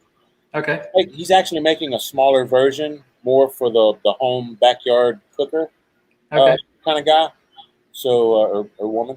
So that should be coming out here probably within this year, I would think. All right. But yeah, the one that I've got, I think he was selling it for, I don't know, $5,500 or $6,000 on his website, and he had a Christmas special that brought it down to like $3,500, which I don't know how many he sold of that. But it's a hell of a cooker, man. If we were talking earlier about cookers, if I could keep one, if I had enough room and had the manpower to move the grubbin to another location, that's Right. definitely one I would want to keep, because you get the offset flavor, and you've got the direct grilling, you've got the smoke flavor, you've got it's just an all around great cooker, man. Kind of like the Weber kettle. So, so what powers the grubbin? Is it Wood. What's that? Wood? Wood. It's a fire. It's a stick burner. Yeah. Okay. So let's see. Darnell wants to know what's a good beer for barbecue, and that's any beer that's open, right? Yeah. I like that idea, Rob. You know what? Here in Austin, there's a company. Or maybe I think it's actually Dallas. There's a company that makes a beer called Pitmaster that is an excellent quench your thirst kind of beer on a hot day when you're out barbecuing. I want to say it's like Ellum Brewing out of Dallas. ELLUM Brewing, I believe. And it's called Pitmaster. It comes in a silver can. Pitmaster. That's good stuff. All right. Check it out. Leprechaun TV. What's going on, man? Let's see. So you're cooking a steak tonight. Whatever steak cut you want, New York strip or porterhouse or filet or whatever. What are you using to season that? Smiling Swine Barbecue, his steak and chop rub. That is my absolute favorite so far. Really? I thought you were going to say salt and pepper, like you were saying before, like salt and pepper. I'm bringing it back. Nope. I love the Smiling Swine Barbecue, man. That's some good rub. Steak and chop. Oh man, that's good. Wow. Yeah, because all I'm doing on steaks lately is just kosher salt, ground black pepper, and maybe a little garlic. That's it. Yeah, a little garlic, but yeah. Yeah, it's good. It's good keeping it simple, and I've been keeping it simple on quite a few of my videos lately, and also here, just not on video. Right. Salt and pepper. Me and Karen trying to lose weight, and just make sure there's no sugar in the rubs and stuff, and salt and pepper is the way to go. Yeah. And actually, salt and pepper actually flavors the meat really well. I was actually mentioning that on the video today, I think, if I remember right. That was a few hours ago. All right. So do you still watch YouTube at all? I do, but I very rarely watch any cooking channels.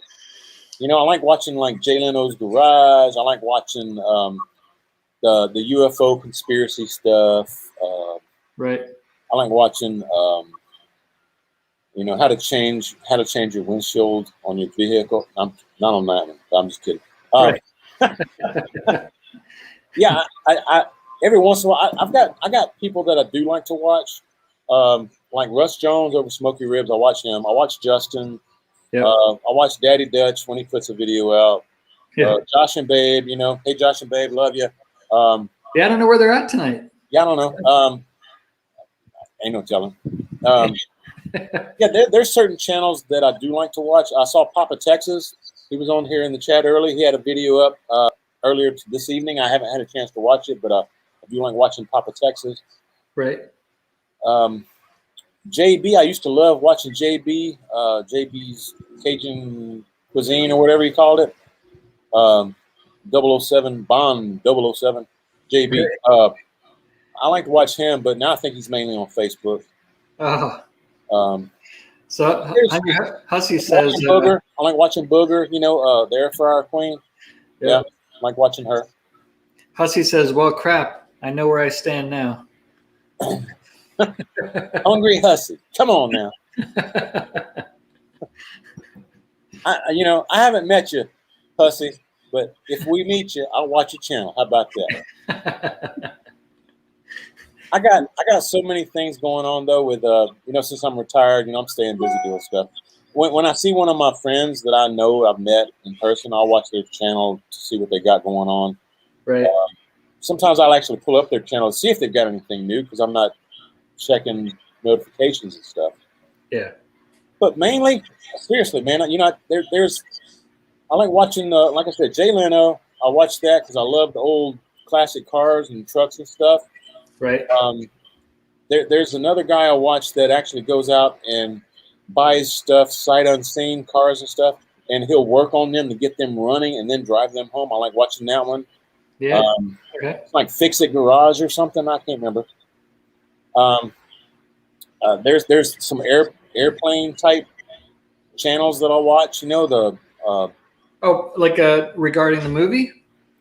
No, not the movie. No, like old war airplanes. In fact, July 4th weekend, right? I'm going to meet my uncle, who's ex-Air Force. We're going to go and meet up at an air show here in Texas and get to look at some old warplanes, you know, and stuff. Yep. So I like the old warplanes. And again, I like watching the UFO stuff, space stuff. Dude, I'm so wrapped up in the whole UFO thing right now.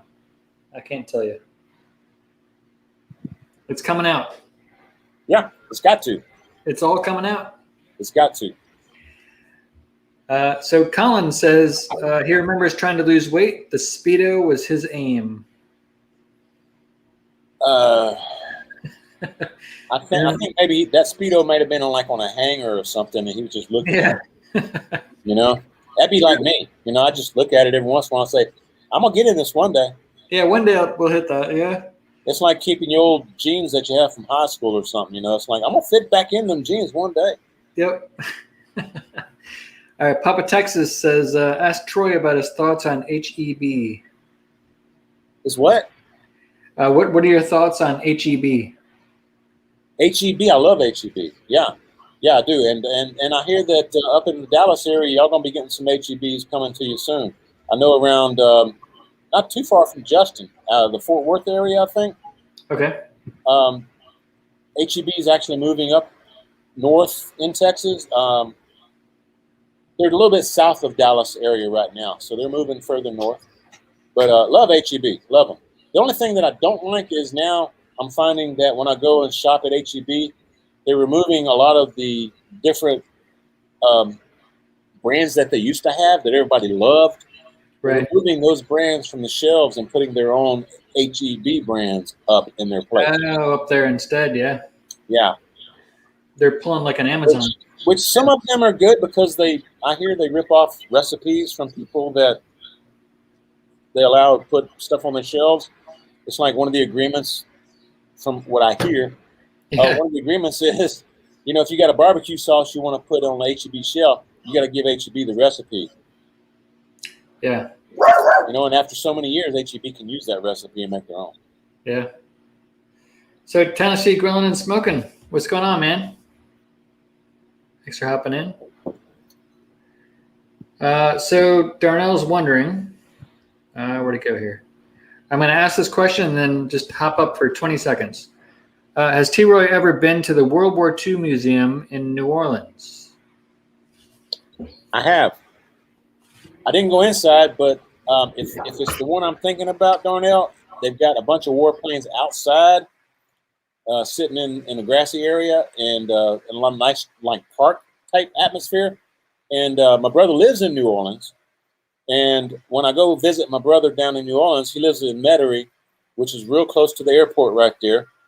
So we like to go sit at the end of the runway and watch airplanes coming in, landing, and taking off and stuff, whichever way the wind's blowing. But yeah, we ran across that park with all the different types of airplanes.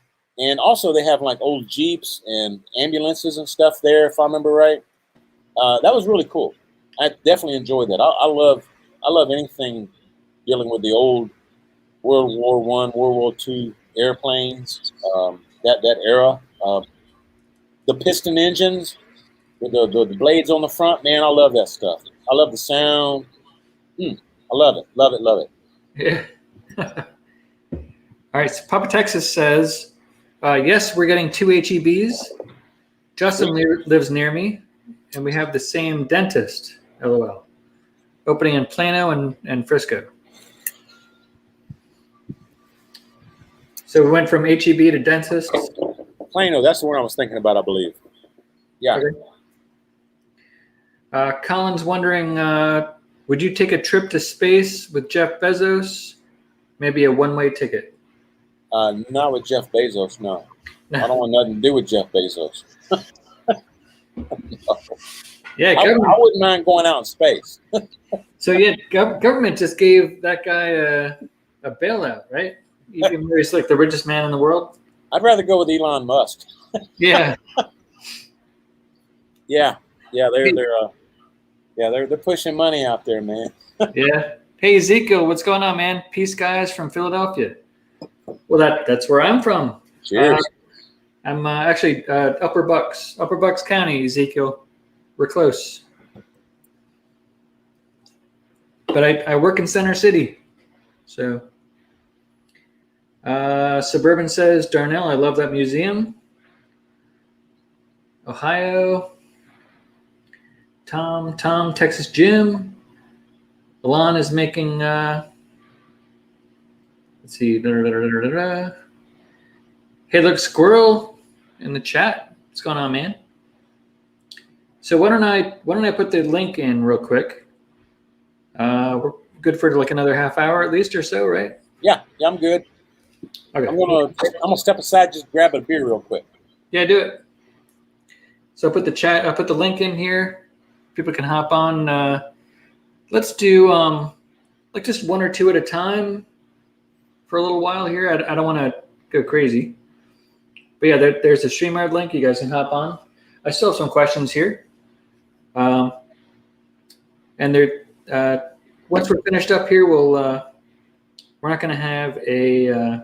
We'll have a party behind the scenes. Yeah, I don't think there's an after party really. What we'll probably do is we'll do it like the CJ and Kent show used to do, and we'll just do we'll just kind of close it out and just put it behind the scenes. Like a members only. Yeah, like a members only, kind of like the jacket. All right. So I'm good for a little while. so Troy, what are you? You're cooking baby backs tomorrow. How are you doing them, and how long, and what are you using? And Justin's not watching. My favorite way to do baby backs is to smoke them for probably 4 hours or so. I don't like wrapping. I mean, I will wrap because my wife likes the very tenderness, but I'm more of a bark kind of guy when it comes to the stuff. So I really don't wrap a whole lot. And I don't like rap music either. But I'll use a rub like a Cosmos Q rub or a Uncle Steve shake, something like that. And I'll let it smoke. I'll just let it sit there and absorb smoke for a good 3-4 hours. And then I will start basting it with different things like. What kind of temps are you doing there? 225, 250. You know, okay.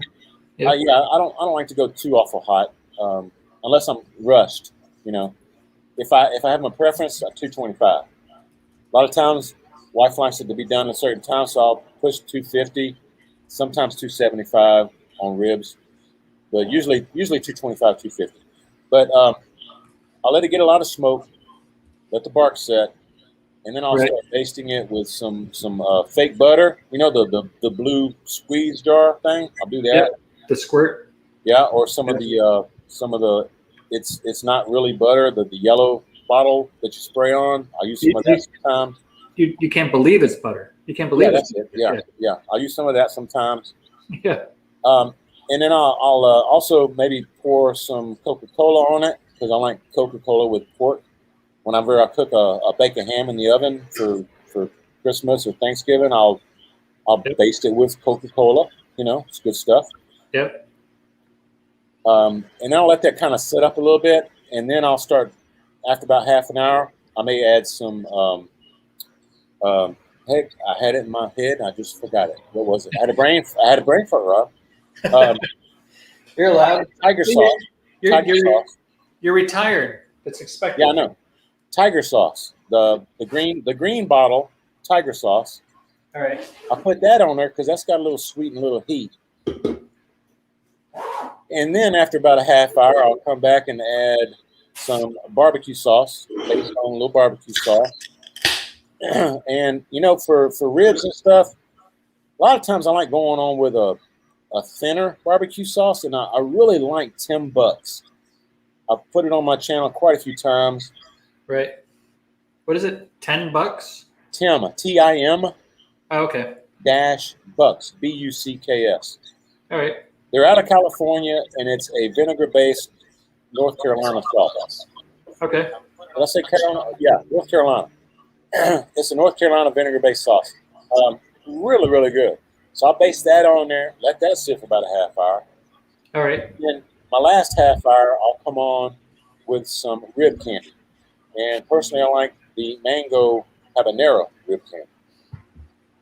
So from like hour 4 to the finished cook, every half hour I'm putting something on the ribs to finish it, you know? Right. Yep. You know what? I don't know what it is. There's something about Sweet Baby Ray's barbecue. I can't get away from it. Yeah, it's a little too sweet for me though. It's a little sweet, and it's kind of thick. So if I'm going to glaze something with it, I'll mix it up with some apple cider or something. You know, like mix it up with something loose. I use it every once in a while, you know. But yeah, I love it. I love it. Yeah. Ah, Colin, thanks, buddy. Yeah, thanks, Colin. Drink up. Cheers. Is that the thing now? We're doing a drink every time we get some money? Well, kind of. Tonight we are. Well, we should have started this about 8 o'clock. Yeah. Not 9 o'clock. So I had highlighted one of Hussey's comments. He asked, oh, here it is, right here. Have you been to North Cackalack? North what? North Cackalack? Never heard of North that. Carolina. No, I'd say no. No, I haven't. I hadn't heard of that. I don't know if that was like an inside joke or It is. It's North Carolina, North Cackalack. All right. Hey, I see? have. Luckily I we live got in North Lucky to help us out. Yeah, so have you ever been to North Carolina? I have been. I love the Smoky Mountain, the whole Smoky Mountain range. Yeah, North Carolina's gorgeous. Yeah. All right. Yo, what up, what up? Hey, there's Joe. Cheers, Lep. Cheers. Let's see. Are there any some more questions going here? Just Hey, Joey. I haven't What's seen up, Joey Joey? in a long time, man. How you been, man? Been a minute. I'm chilling, brother. Chilling. Can you guys hear me okay? I'm on my phone. I'm not on my computer. All right, good deal. It's Good deal. Oh, there you go. I think you might have been. Yeah, at first there was an echo. Okay, yeah, the YouTube might have had to close out. I don't know. When you get on StreamYard with your phone, it's a little bit different. Yeah.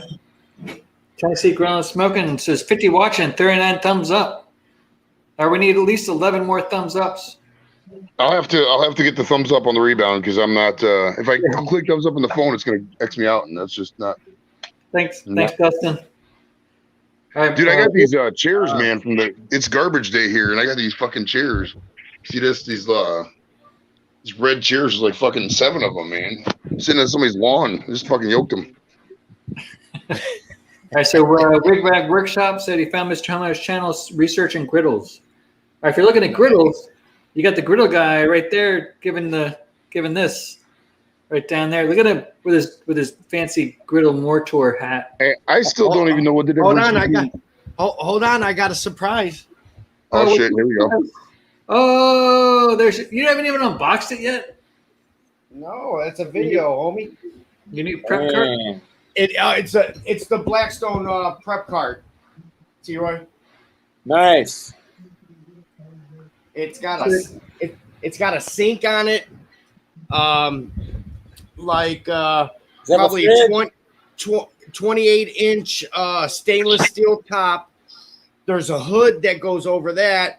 Two shelves, and then on the left side's a sink. Joey, you're echoing. I think you're echoing, Joey.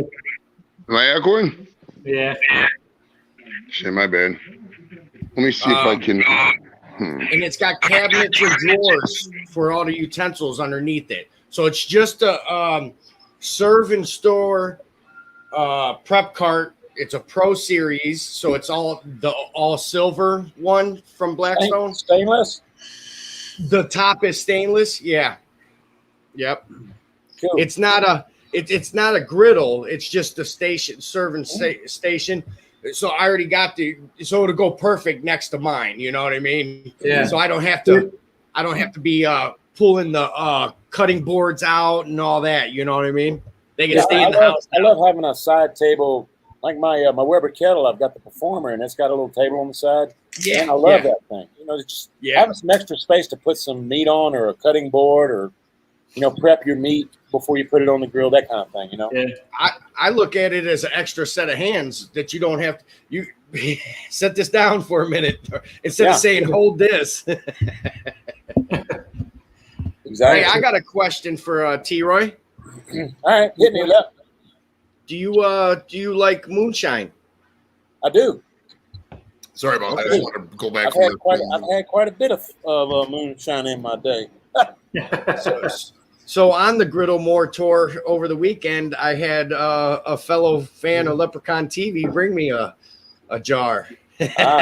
Some peach. Is it flavored? Peach. Yeah, it's peach. Peach. Okay, peach. Yeah. Yeah. Some of the best I've ever had is actually watermelon moonshine.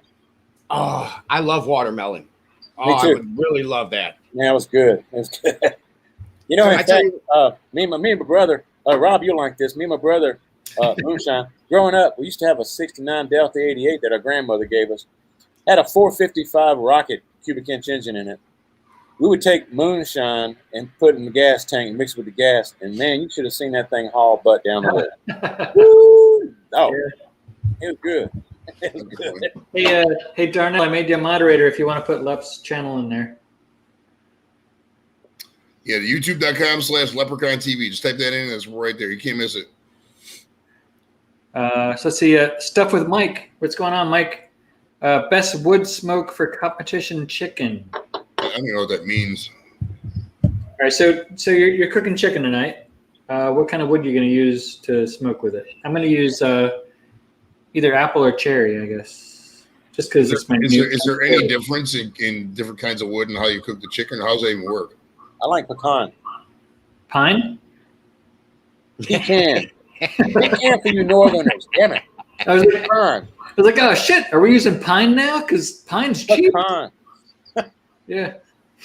You wouldn't believe how many people left a comment saying, "You saying pine? Don't use pine." Oh my God. I'm like, no, pecan. Hey, the ongoing joke is pine number 3. Yeah. So what is the difference between cooking with different kinds of wood? What does it even mean? Like, does it just you get different flavors? Different flavors in the chicken? Okay. So when you're eating my barbecue, you're getting a blend of hickory, apple, and I got this charcoal blend. It's a pellet, but you still get them flavors. Somehow they crunch in these flavors into this little pellet. But what they're talking about is natural wood, and you could really taste it then.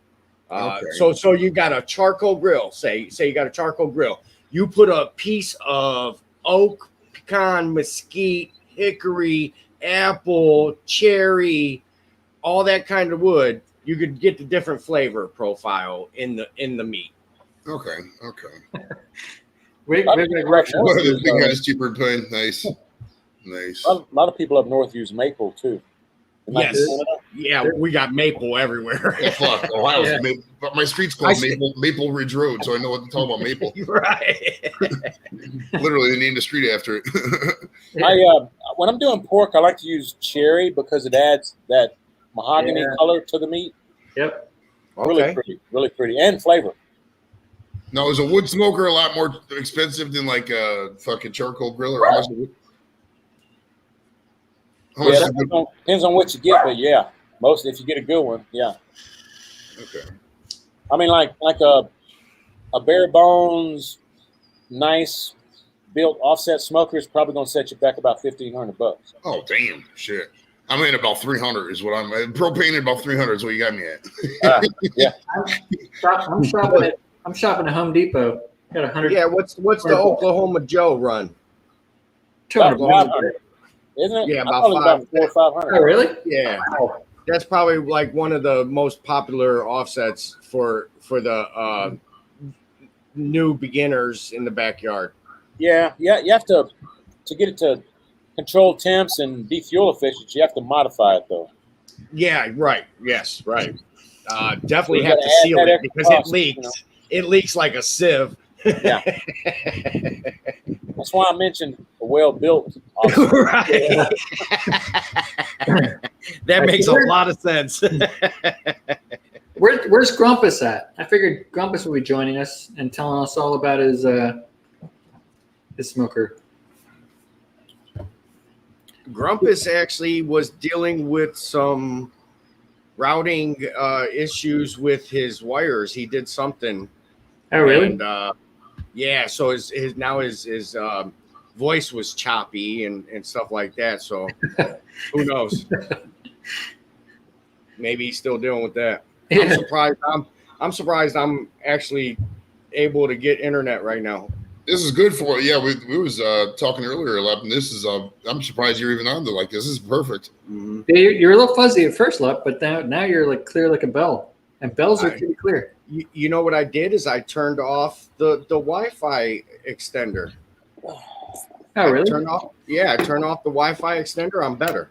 Huh. But then I have to deal with only getting like 1 bar signal, you know. Yeah. All right. So Troy, I got 2 more questions for you. That's all? I'll drag them out. All right. All right. So I asked you earlier, do you still watch YouTube at all? And you kind of do. You mostly watch like non-cooking channels, but you still keep an eye on cooking channels. Yeah.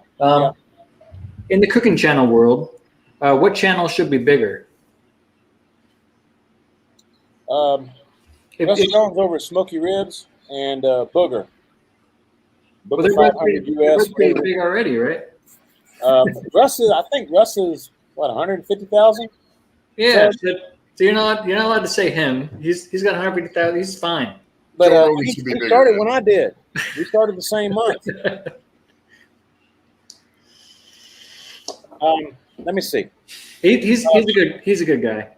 Yeah, I don't know if he likes me. I've commented on his stuff and he's never replied back. So for smaller channels, I would say Booger for sure. Booger, but Right. Booger's problem is Booger only does things in the air fryer. If she would expand out a little bit, and I've talked to her about this, if she would expand out a little bit, she'd actually get some more subs, I think. But she's got a niche. yeah. Air fryer queen. Yep. Booger 500 US. Look her up on YouTube, and you'll find her channel that way. Also, CJ, Cooking with CJ. CJ's got a hell of a channel, man. But he's kind of in a niche, sort of. I mean, he's starting to branch out a little bit. Yeah. And do some cooking outside on the barbecue and stuff. But he's more the ninja kind of guy, you know. Yeah, that's why I started that other channel. Yeah. Yeah, CJ's Q. Yeah. So CJ's he's got a good thing going on. Mm-hmm. For people who actually really like to cook home style meals, Keith Bettag. I mean, seriously, Keith puts out some fantastic food. Yeah. I've eaten it. Hey, we get to hang with him. We get to hang with him this weekend. We're driving up Friday morning. We're driving down to Indiana, baby. We're gonna be live in Evansville, kicking it, man. That's gonna be fun, dude. Oh my god! I might. All these channels that I think could be better are not quite up to speed because of the way they do their channel. Like I've told Keith Bettag, man, stop cussing, and you'll get a lot more subs because people have kids and they like to watch these videos with their kids. But then he's not Keith anymore. But he's not. Yeah, exactly. So he's being Keith, and there you go. You know. Yeah. The same with Booger with the one air fryer thing. And then she needs to branch out a little bit and cook on the grill or something every once in a while. But there's there's certain things. I try to do a little bit of everything, which it suited me pretty good. You know, I mean, I ain't doing too bad. But I cook inside, outside. I cook pretty much on anything that I've got. A lot of times I'll buy stuff instead of having a company send it to me because I don't want to owe them. You know, I don't want to make a video for them and then have them tell me how to make my video. So. Yep. So Lederman says Russ at Smoky is about 213,000. Is he? Okay, cool. Nice. Good for us. Papa Texas has some great videos. Yeah, I like watching him. we love Papa Texas. Yeah, Papa Texas. I love it when he goes camping and cooking out and stuff in camp, campgrounds and stuff. There are so many barbecue channels. My gosh. Yeah, there are. And it's weird because like when I go into my analytics, it says channels that are like yours. It's literally Lep because he introduced me to all these people. So like I got all these channels on Lep. It's the exact same crossover. It's so funny. Aim 'em and claim 'em smokers. My brother James. That's a Yeah, good channel. I like that channel. I like James' channel. Chef Johnny. Chef Johnny down in San Antonio. What the heck's his channel name? I can't remember it. Texas style barbecue and cuisine. Yeah. boom. Yep. Thank you. Mm-hmm. Yeah, There's a bunch of them out there.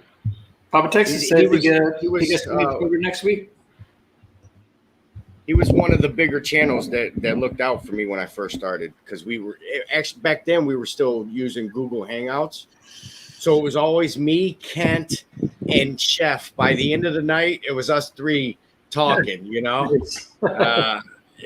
and they taught me a lot. You know what I mean? I wouldn't be here today without the mentorship that I've had with the likes of you and all the great barbecue guys, Lep, one time when Hobo was doing the hot seat, he would do the after hours, back party thing. And there was one night that me and him were on there till like almost 4 a.m., I think. Mm-hmm. Just the two of us. Everybody else left like 2:30 or 3 a.m. Right. And we just hung out in the chat, just talking to each other on video. Yeah. We're both, pretty gone at that point, but we had a good time. And like Rob was saying, when you go like the old school route where you bring people in and then you just shut the stream down and you hang out afterwards, that's the after party. Yeah. Anything goes. Right. Yeah, exactly. Yeah. Mad Scientist, what's going on, man? Yeah. Yeah. You know what? I reached out to you, Mad Scientist Barbecue, see if you wanted to be a guest at some point. You got to reply back, man. That's Jeremy. Yeah. Yeah, Jeremy's doing real well too. I'm proud of him, man. Yeah, his channel's awesome. Yeah, he does. He has a good channel. Yep. I got to meet him. He came over to my house one day. Him and his wife Erica. Oh yeah. Good people. Yeah, I man. think Papa Texas, you might have been in one of the hangouts like after CJ first taking over. That's really when I started hanging out. And it was crazy. There's some stories. Let's just say that we'd have to say them ones off air.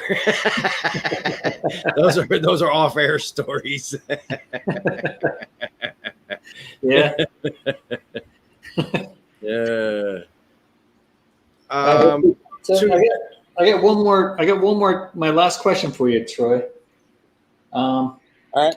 What's the best thing to eat or drink to prevent a hangover? Gatorade. Really? That's what I use. Gatorade. He's not wrong. That's what I used to drink. Yeah, it's got electrolytes.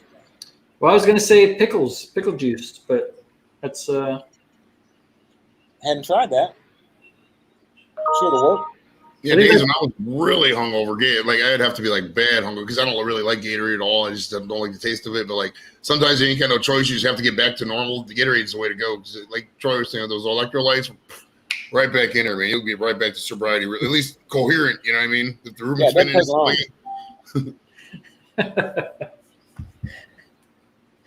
Yep.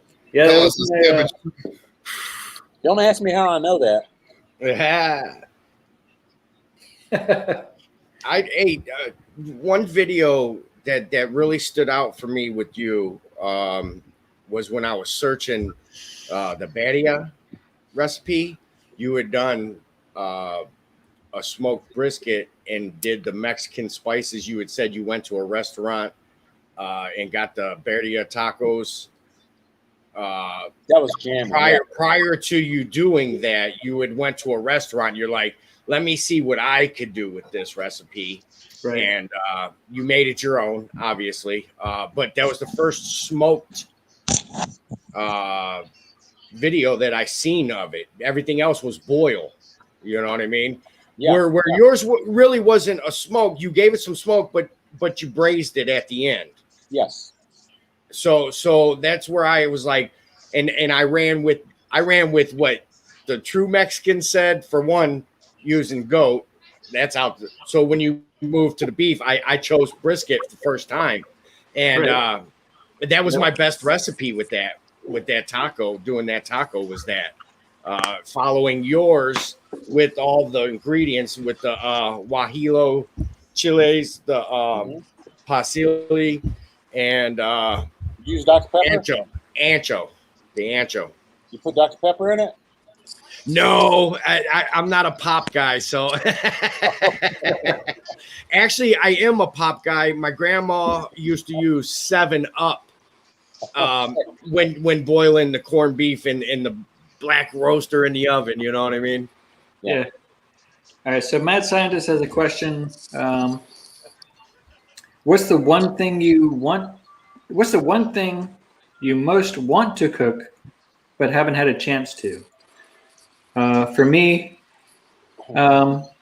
it's not the one thing I haven't had a chance to. I want to cook brisket, and I've done it in the past, probably only once, but it didn't turn out great. So I don't want to spend another $85 on brisket and have it not turn out great again. Yeah, you can't be scared. Come on, man. Come on down, Rob. But you know what? I love everything else barbecue. The brisket gets me. See a wig wag. It gets everybody, man. You got to do like 20 of them to get it right. Yeah, you know. And I'm a salt and pepper guy. So I'm new to I've the never game done a myself, brisket. man. It cooks. All right, so Troy, what's your? One time it's good. Hey, you know my best brisket actually came off the Blackstone. Yeah. Did you But cook I've it never to 140, 145? No, actually, it went to 203. Oh, really? Honestly, Okay. I got it to 203, 5 hours. Nice. Nice. But my other briskets were tried in the Pit Boss pellet smoker, so I've got mixed results from that. I've never tried one in the kettle. I don't have a stick burner. You know what I mean? So I can't compare my cooks. Yep. Yeah, mine was on the kettle, snake method, overnight. So Troy, what's the one thing you most want to cook but haven't had a chance to? I know Jeremy's going to be disappointed in this, but I pretty much cooked everything that I wanted to cook. I can't think of anything. I seriously can't. If I think, y'all go ahead and ask the other one. If I think of something, I'll break in and let you know. But I can't think of anything. All right, Left. How about Left? What's the one thing you most wanted to cook but haven't had a chance to? So I haven't done a tomahawk yet. Yes. Really? That was I did the tomahawk for the first time like a month ago. I saw that video. Oh my god, that's why I wanted to do that. I couldn't. I called the steak place up here. It was Lep said never go there again. I probably won't. But the Omaha Steaks place, they were way overpriced, but they didn't have any tomahawks. And like I wanted to frozen. There was a episode of Kevin Hart's show where him and Baker Mayfield just sat. Maybe it was Stone Cold Steve Austin. I don't know. There was two big guys that just sat in a hot tub and they ate tomahawk steaks. I still want to replicate that. But you know what I mean? But Yeah. I can see you doing it. Sam's Club sells them. Do they They really? do? Okay. Yeah, they do. All right. I'm gonna seen check them. that out. I've got to bring this picture up real quick. Just Yeah, I've done a whole I hog. already have it. I've done a whole hog, so that's not. Those gotta be That's not expensive something. though. It is. That thing right there is like $50-$60. Oof. Ouch. It was so tasty. Right, that looks good. Look at that fucking meat right there. I'm like, freaking meat right there. Oh my gosh. I've got a brisket in the freezer for I butchered. Y'all seen? Well, some of you seen it. Look at that. I'm just terrified to do it. That's the way I get with some of that stuff. It's like I buy $80 steaks every day, but I want to, I don't want to end up burning some of them. I know I am. I asked my husband the other day. Good. I asked my husband the other day. I want him to try to cook a salmon. He's like, I'm afraid to do that. So that's my Is my question mic to on? you guys. How would you cook a salmon? And he probably would do it on the Blackstone. Well, we got a follow-up question on the what's the one thing you most want to cook but haven't had a chance to? Whole hog question mark. I've never done whole hog. Troy? I did last 4th of July. I rented a rotisserie. I've done a couple.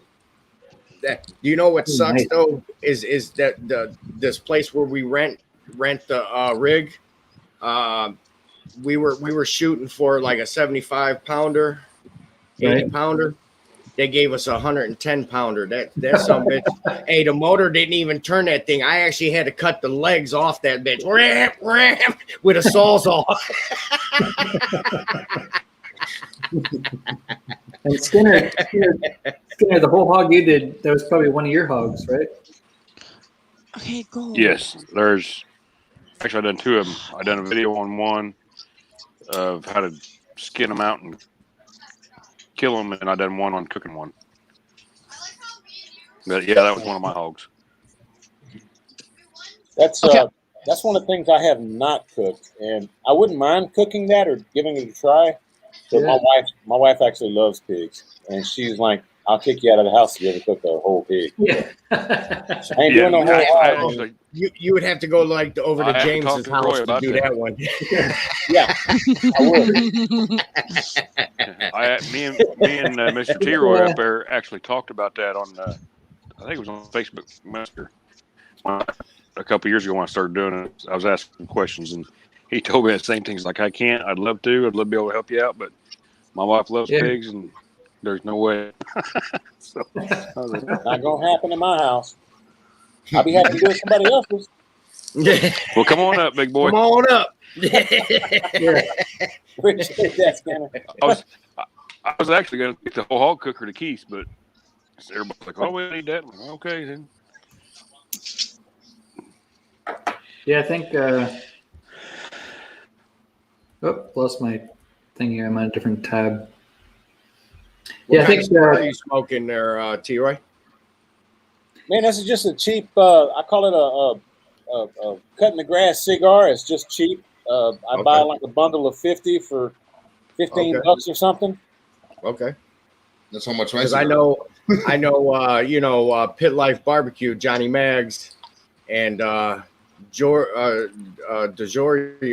Greg, they got, they got the backers or whatever, smoke shop or cigars or something. I forget the name right now. But they're always smoking a different stick, and now CJ likes them cigars himself, So they all start talking all that cigar talk, and I'm just sitting there like, it's a cigar to me, you know what I mean? Whether it's a $2 cigar or a $200 cigar, it's still a cigar, right? It is, but the ones, the longer they age, it's kind of like a whiskey or something. The longer they age the cigar, the more it costs, and the different types of tobacco. I actually do like the more flavorful, the more expensive ones. Like Davidoff and a bunch of the other ones. I like those. I just happen to be out right now because my truck's in the shop. I can't go to the cigar shop to get me some damn cigar. So I'm smoking what I got left until I can get my truck back.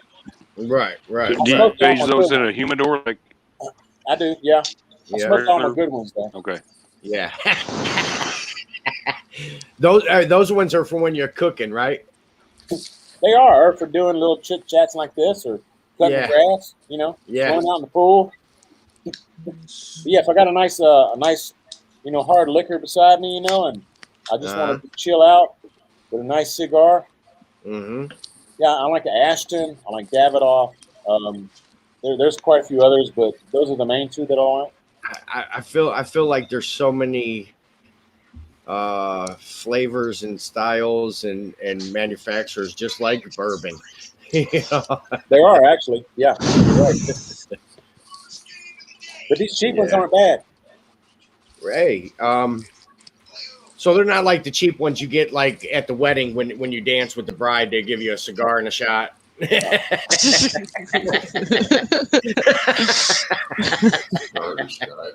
that cheap, huh? That ain't dollar store type cigars. Website Fireball and the Swisher Sweet for Dancing with the Bride. No, Jack Daniels. No, Jack and Daniels. they don't come in blue and pink either. Right. Yeah, for the gender. I go, baby girl, here, have a cigar. Let's all smoke. Yeah. Actually, I didn't do it for my daughter, but somebody else bought me a box, so I passed it out, and all us fellas, we did shots of. Actually, we were doing bunch of guys smoking a pink cigar don't look too good. and doing Jaeger bombs. Sad part is I could picture that at one of my family weddings. I can picture it. You said you had another question, Carla?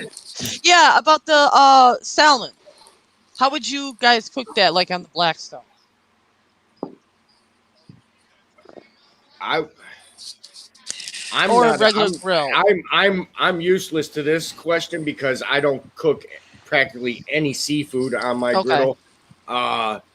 One to look for would probably be the Griddle Guys, or Hungry Hussy might have done something. Okay. But like in a pan or something. I'll shoot you some people. I'll find out who's the seafood expert. Blackstone Betty, for sure. Okay. Just hit me up on Messenger. Have y'all heard of the Wall Twins? Don't they do the Wall Twins. Yeah, Wall Twins. Yeah. Oh, the Wall Twins and CJ just did a live stream together, coast to coast cook. Yeah, I saw that. I was at the Griddle More tour with Todd Toven from Blackstone and totally missed it, man. I was kind of upset. Yeah, I saw that come up, but I was doing something, so I couldn't. I'm kind of like Whip. I don't know if I put on black. There's too much going on with seafood that I don't think I want to touch that one. What about in a Throw it on pan? the smoker or on cedar plank.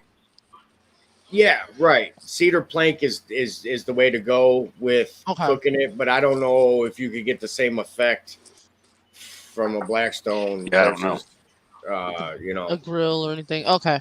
Charcoal He's afraid to mess with or wood. Yeah, he's afraid to mess with it. Mm-hmm. Yeah, Papa Texas, Todd Toven signed my hat, bro. That's cool. Oh, did he? Yeah. Says Griddle More, trust in the Lord. Todd Toven. There you go. 2021 Griddle More tour, Blackstone. I went on that website. They got a lot of shirts and like. They're in Illinois. Oh. He's in Illinois. The 4 stops in Illinois this week. Oh wow. This weekend. It'd be cool if he was by you guys and you guys went. I'm getting my shot this weekend. That doesn't matter. I know. That does not matter. that does not stop you from living. Okay, so stop thinking that. Stop drinking that pop. Stop drinking that sugar. Drink you some Pedialyte. Drink you some water. Eat you some watermelon. Eat you a banana. Pump up your immune system. Okay. When you do this, you'll be fine. Okay, I will. Fine. I tried telling you, you'll be fine. I know. I still worry, but I think I'll be all right. Mm-hmm. You'll be all right. Okay. Join us, sheep. Bye. I am. I ran you. Everybody says, "Oh, I'm like, I tell you what.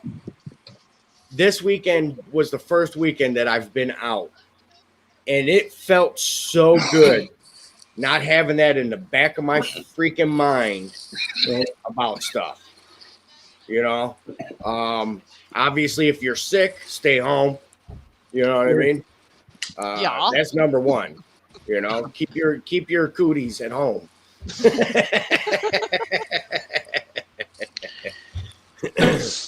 Labor Day, last year's Keith's last Labor Day extravaganza last year, his last one. because Mrs. Skinner Farms was sick, and I'm like, I'm not going to go take whatever I might have got her, however many people were there. Because I was looking forward to it. I was going to meet Mr. T. Roy for the first time, because he's actually the first YouTuber to ever give me a shout out or actually answer me if I message him. And he put a little iCard up on one of his videos one time. I freaking saved it. I went flying up the stairs. I'm like, look, Aim, look at this. You know, I was so freaking excited. Don't you love that? Don't you love that? When they say your channel name on YouTube. I'm just a regular dude. And I was like, I'm like, this guy, I've been watching this guy for freaking ever. Look at it. He said my name. You know? And he answered me on Facebook.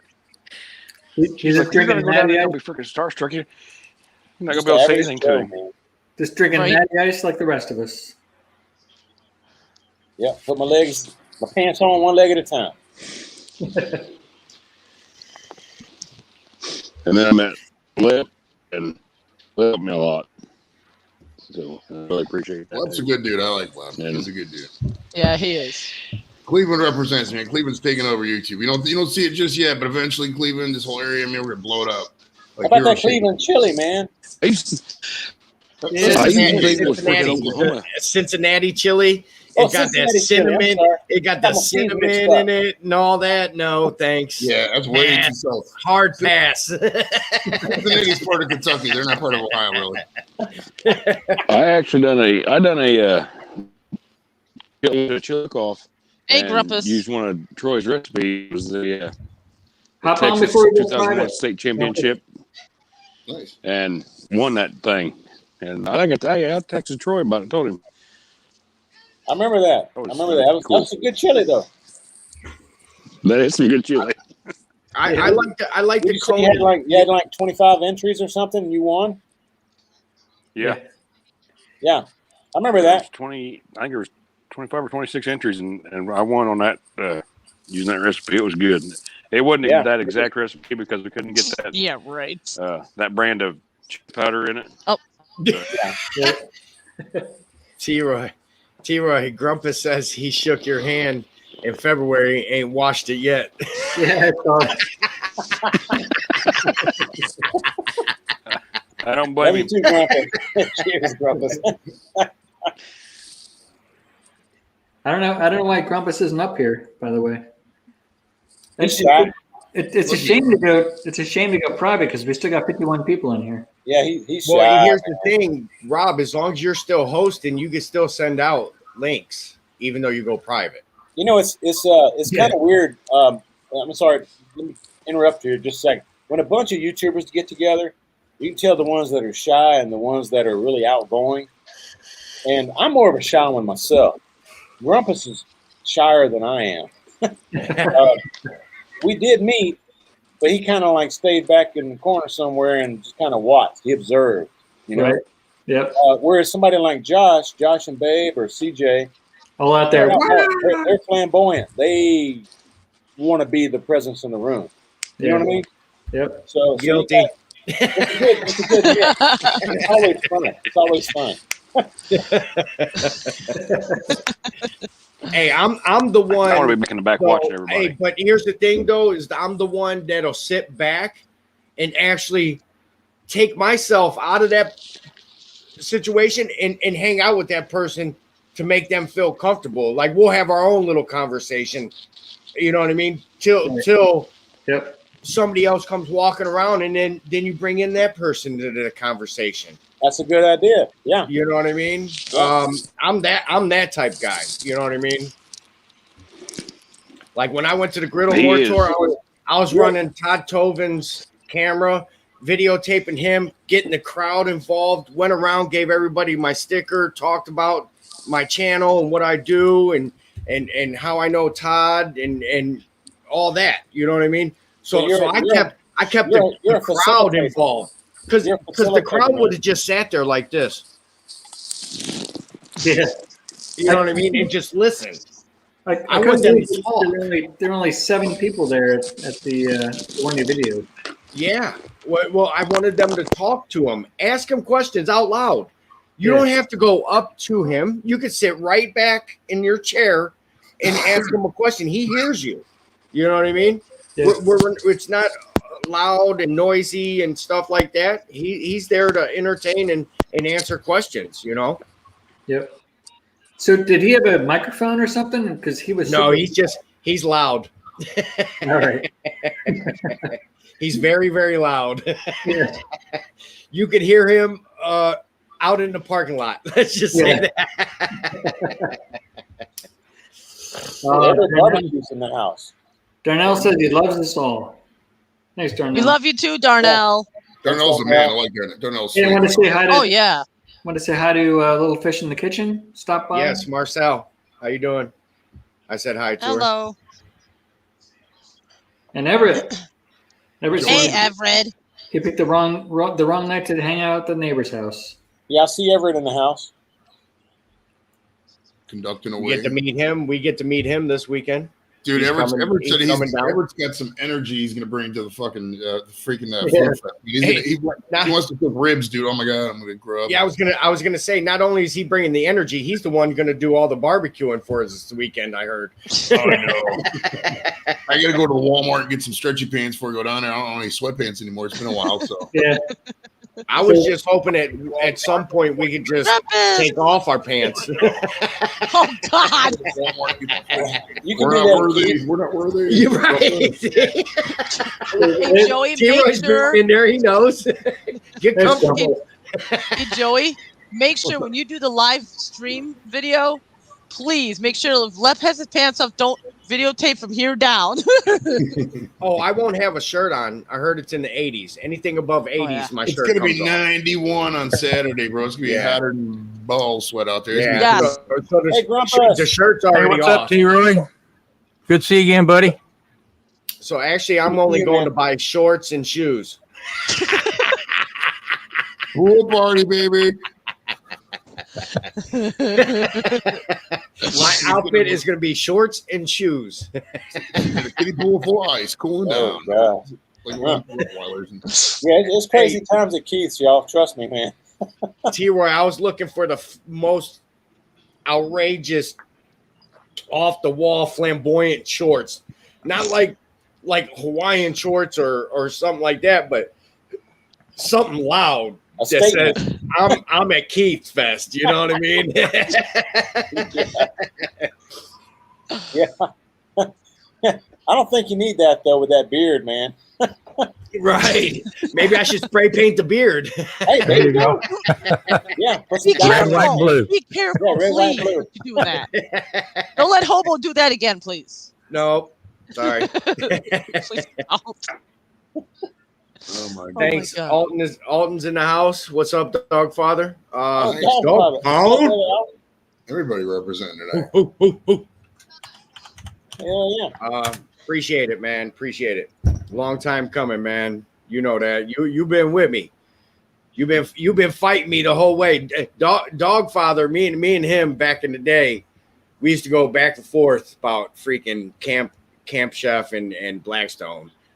It was all gimmick. At the end of the day, it's a flat top.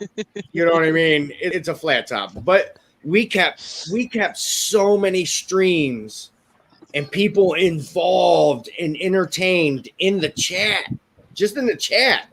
We didn't even do this on camera. We just did it in the chat. And we kept so many people entertained over a span of probably 2017 to 2019, you know. Bushibato, Jason, what's going on? Bushibato. Hey, we got Elton from Dogfather, channel member, showing up there. We also got Bobby Catton, channel member. Bobber. Hey, Bobby. Don't be afraid to be a channel member. David Fogg, channel member. Dave, what's up, buddy? Dave's in the house. Hey. I love Dave. Hey, Alton says Team Camp Chef, which I don't even own anymore. So you're saying the door's open for Blackstone now, right?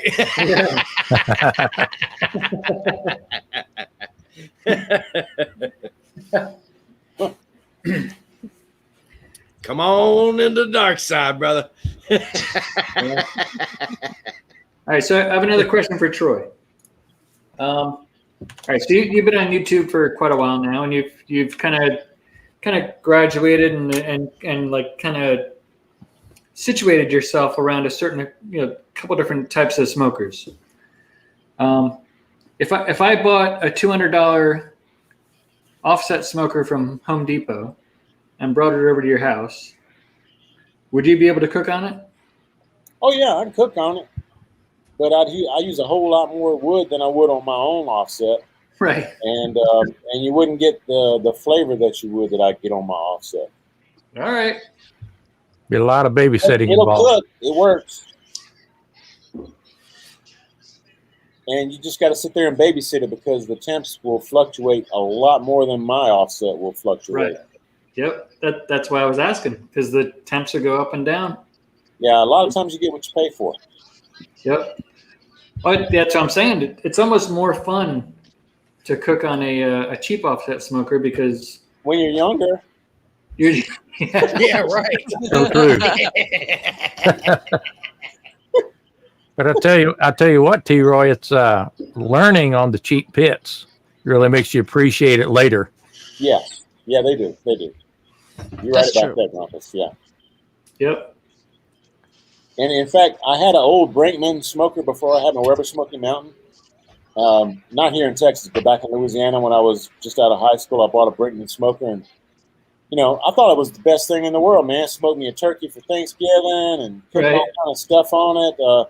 Barbecue isn't really a big thing in Louisiana, so we didn't do like ribs and brisket, and pork butt and stuff like that. But we cooked turkey and chicken and stuff, But man, I got out here to Texas and realized a whole new scene with this barbecue stuff. And I was like, okay, I'm not getting that Brinkman anymore because I knew how it was. I got the Weber Smoky Mountain. I've had it over 8 years, and I still love it. I cooked on it today. Man, that thing, you set them vents and just forget it. I sat in my house for like 6 hours today. Didn't worry about it. Yep. Great cooker. Weber Smoky Mountain, man. Yeah, so Alton says, you know how to manage a fire. You can cook on anything. Yeah, you can. Tom Reeder says, chuck roast is often mentioned as a good meat substitute for learning how to cook brisket. Any truth to this? Yeah, there's some truth to that. It's more fatty than the fibers between the meat fibers. You get more fat between the meat fibers. Right. So it's a little more fatty. And if you overcook the chuck roast, it'll just kind of fall apart. Whereas the brisket will be kind of dry in the flat and moist in the point. So it's two different muscles on the brisket, and you just got one muscle basically in the chuck roast. But yeah, it's a cheap brisket. You could do the same thing. It's kind of the same smoke flavor and stuff, put the same rub on it.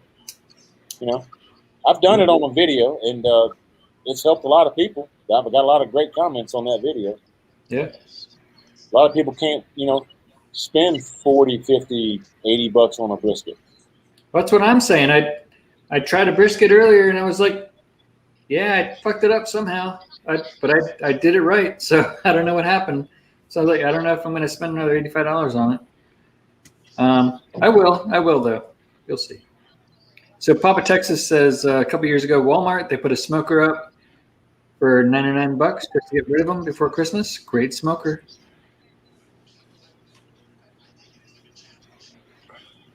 Well, I think once you get your technique down, you can pretty much cook on anything. Yeah, I mean, if you can get some stuff done on those cheap offset smokers, then yeah, it's just learning your cooker. You got to learn that cooker. Yeah, I mean, but if you learn on that, and then you graduate up to some of the more expensive stuff that holds temp better and this and that, you're like, it's easy. Yeah, you can really appreciate the struggles you had earlier. Yeah. So I did 2 chuck roasts on a Weber kettle first time, and it was excellent.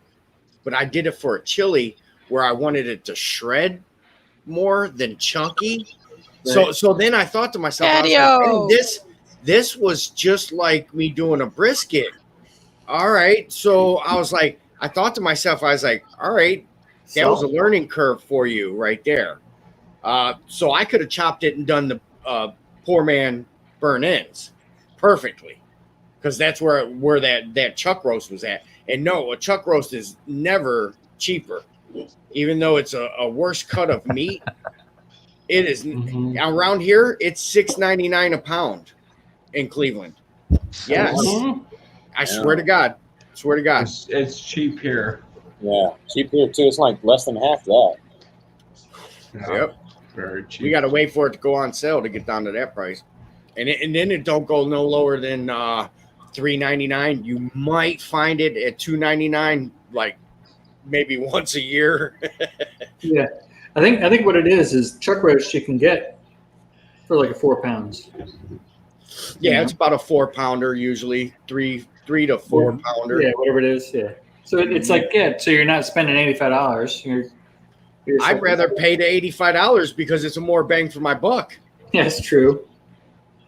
I'd rather if I'm going to ruin it, I'd rather ruin a whole thing, and I know I'm not going to ruin it that bad where it's unedible. How about that? Yeah, but I mean, stop being scared, Rob. I'm a big fan of chuck roast. I'm a big fan of chuck roast. I love it. All right. Well, I'm gonna send you some money so you can go buy one, and then we want to see a video. Maybe this thing we talked about privately. Maybe I'll bring a brisket with me. I might still go this weekend. I'm on the fence, so you may see me down there over there. You may see me too. If not, you're going to see some shirtless fucking hillbilly guy. That looks just like Flap. Yeah. So Elton's saying chuck roast makes great kebabs too. All right, so everybody in the panel here, and also Elton, because you brought up kebabs. Do you guys eat them on the stick? Or do you put them off on the plate? And eat them on the plate? I'm a stick guy. I'm a stick guy. It's just like that barbaric thing. I'm a stick guy. All right. Yeah. Elton, how about you? If I want to impress company, I'll leave it on the stick. Right. Rest of the time, I just peel them off on the plate. Yeah. That stick just slows me down. I despise the kebab theory. I do not like it. I will not do it. For one, if you got chicken next to a vegetable, I'm out. Chicken AIDS all over everything. I thought I heard everything. I was wrong. Well, so I would have a vegetable skewer, and I would have a meat skewer, a protein skewer. So I got a flat top. Guess what? I take it off the stick and I cook it all together, baby. All the flavors married. That's why I want one. Yep. Yeah. Well, that's how you do it when you do Asian cooking in the wok. You put it all together. Right. Yeah. Yep. Basically. Yep. And that's my theory on a kebab. Even if I was running a gas charcoal, anything else besides a Blackstone, I still probably wouldn't do a skewer. I would probably put it in a pan and do it that way and cook it all together. Like, why wouldn't I just put that in my crock pot then? You know what I mean? And stay inside. Yeah, right. You're not going to get them flavors, but guess what? There's liquid smokes, and there's some new shakes out that give you the smoke flavor, which Uncle Steve has his new flavor out, the smoke bomb. Oh, I have some of that. I do. I love it. Yeah, so you sprinkle a little bit of that in your crock pot with your ingredients of a kebab, and boom. Now we come from a very, very dominant Mediterranean area. So kebab's totally different to me. Give me some tiki sauce and some filet, or lamb, or the American, and that I'll do a kebab that way. I love when the Greeks do their. I buy their kebabs.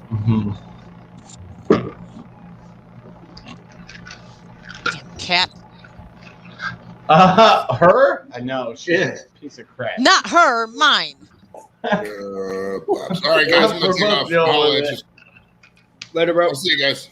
Thanks for having. See you, Troy. See you, Rob. Take it easy, guys. All right, bro. Have a good one. We'll see you, Joey. Love you, brother. How's it going? What's up, man? Have a good one, Joey. See you in 2 weeks.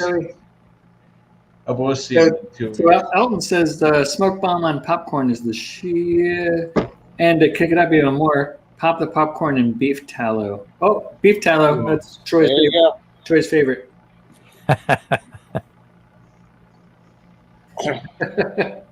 I'm staying away from the tallow, man. Yeah. I'm still trying to wrap my brain around cutting off the fat and then putting the fat back on. Oh, You know what? Alton came over to my house one time, and we shooting a video, you know, as we usually do when we get a bunch of YouTubers together over here. And he made this meatloaf on my offset smoker. And I think he stuffed it with some mashed potatoes and some other goodness.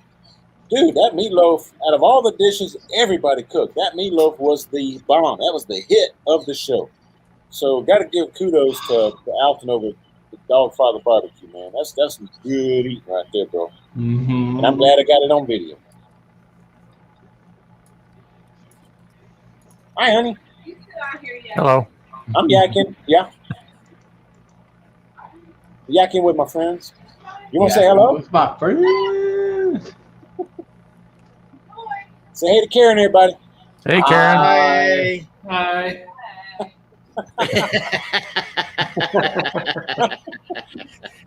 Hey, left. It's time for bed for her. So, you know. Oh, I see. Mm-hmm. Mine's probably sleeping also. Hey, Alton's pretty lucky that Keith went to bed. Cream cheese. That's right. Okay. Yeah. I knew it was so- white. I thought it was mashed potatoes, though. The cream cheese, yeah. So we're wondering if we're doing the popper challenge, because I know that was a Labor Day thing. So this weekend everybody's wondering, are we going to have this popper challenge, never-ending popper challenge that Keith does? I would count on it. And in years past, it's always been a cream cheese that wins because Keith is not a judge. So, hey, T-Roy, I get these big dummy jalapenos from the Mexican supermarket, man. They're about almost 5-6 inches long. Damn. And I swear to God, the diameter of the big end is like that. Holy I'm like, cow. oh, I'm coming hard. Watch this. Mhm. I'm gonna stuff that thing with everything. Yeah. Do a pizza stuffed Pig, cow, jalapeno. hey, pig, cow, and bird. Ew, wow. You better stuff yourself with some hot dogs left in a couple of weeks. No, No, put some Vienna No. put some Vienna No, sausage no. in there for Keith, man. Okay. Yes, Worth a shot, brother. Worth a shot. Some MRIs. Put some MRI ingredients in there for Keith. and throw some tallow in there, would you?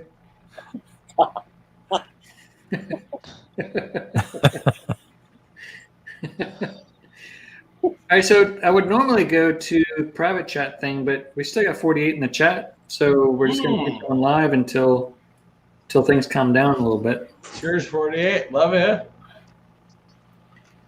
We're Colin in the basement, but not really because his video's not working. Oh, crap. Come on, Colin. Hey, Troy, have you met Colin yet? I don't think so. He's the Irishman that lives in Virginia. He has a flute. Colin's a nice guy. In fact, Yeah, he's a I'm good not dude. familiar with Carla having fun. I'm not familiar with Chatty-O. Okay. Well, now you are, brother. Now you are. There you go. There you go. Yeah, I think Chatty-O is from Leprechaun Land. Well, sort of. I'm in Colorado, but Lep and I are Leprechaun buddies. Land. I love that. Found him. Yeah, so Found him at the end of a rainbow. He found me at the end of a freaking beer can. That's where I he just found me. mean He found me in one of these.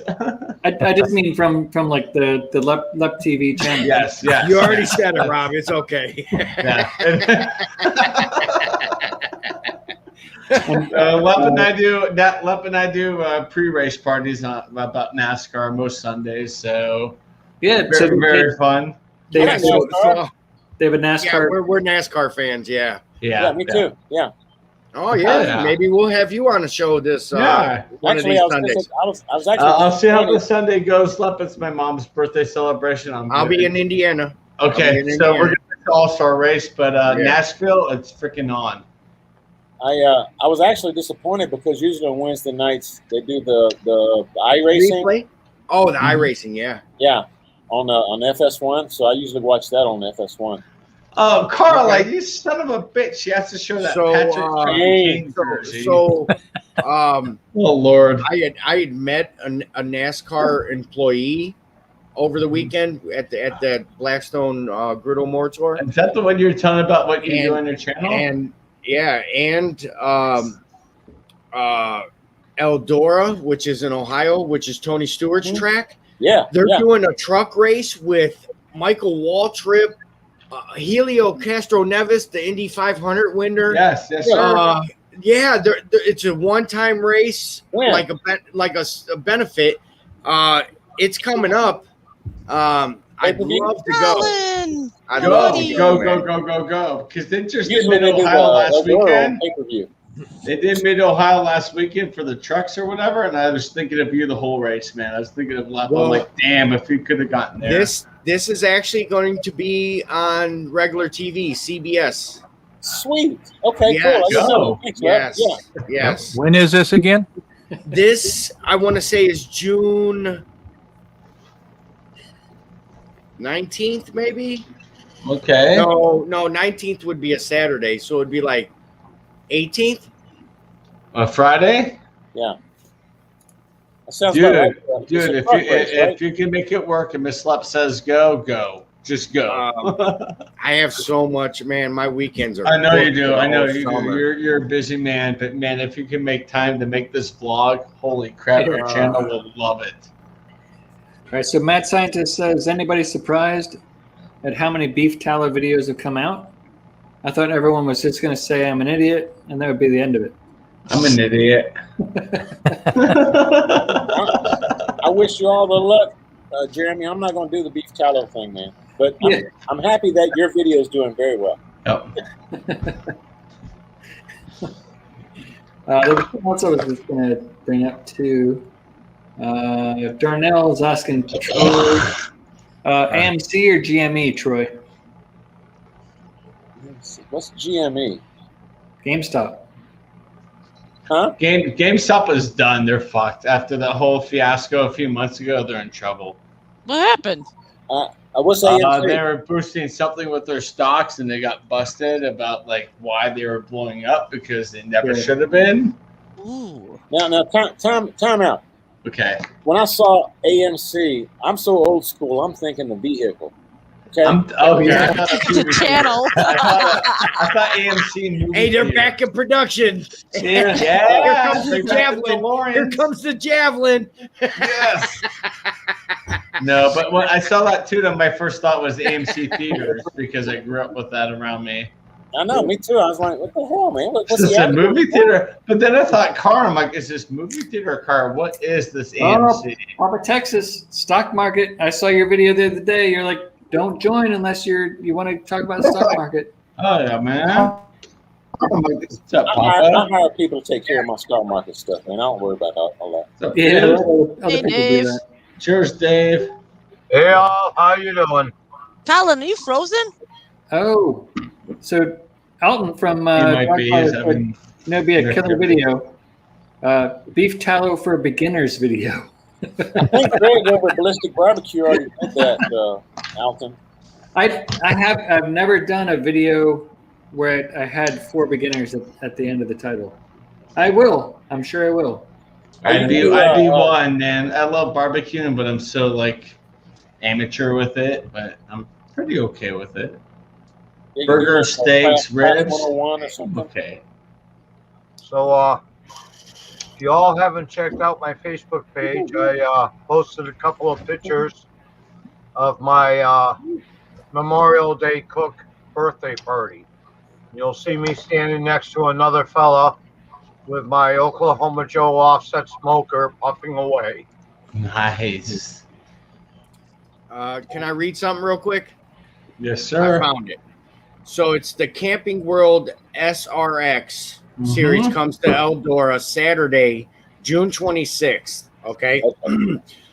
Here's the thing. The driver lineup consists of 12 legendary racers from all forms of motorsports, driving 12 identically prepared cars, prepared by 12 veteran crew chiefs in multi-segment 2-hour event at 6 of America's greatest short tracks. Holy crap. So the superstars are Tony Stewart, of course, Helio Castroneves, Bill Elliott, Willie T. Ribbs, Tony Kanaan, Bobby Labonte, Paul Tracy, Michael Waltrip, Marco Andretti, and Ernie Francis Jr. That sounds like a lot of IndyCar guys. It's half and half. Half NASCAR, half Indy right there, So that's June 26th. I'm gonna have to mark that one. Yeah, you gotta get your butt down there if you can. If you're not like in a double book. Yeah, if you're open that day, get your ass down. That's gonna be fun. It's 3.5 hours from me, Eldora. That's not horrible. You'll just have to overnight at like a motel or something. But yeah, there ain't nothing around there. It's straight in the sticks. I know. But man, if you could make you should see the camping. You should see the camping. So you got this little dirt track. Like the overhead view, you got this little dirt track, and then you got like 15 acres of camping around it. You know what I mean? I just noticed Rumpus has a chair like one of them that you use if you're doing some iRacing. Colin, mute your YouTube. Put a lot of miles in this chair. Hi, Colin. How you doing? Hey, Colin. Hi, Colin. Hey, Dave. Not too bad. Not too bad, Dave. Grumpus, T-Roy Cooks. Hey, Rob, great interview tonight with T-Roy Cooks. Hey, awesome. Yeah. Chatty, Lep. He was a great one. Yeah, good. Grumpus on fire. Hey, great to see you. He's not here. Who was that? Who was that? That was me. No, good to see you guys. That's so good. That's so good. All right, so Jeremy, mad scientist, we gotta connect because I think everybody wants to see you next week on Wednesday. A lot of 7s in the chat. That's all I'm saying. I'm looking too, but okay, thank you. And Troy's going to join us in the chat next week. I'm sure. Cool. Awesome. Troy, whereabouts are you located? I might be watching iRacing, man. Come on. None. I gotta get you a dual monitor set up. Is that what you got going on there, Grumpus? Absolutely. He's racing on one channel, chatting with us on the other. I've got a quad. Why my eyes go like this? I got a nice racing setup over here at my house too.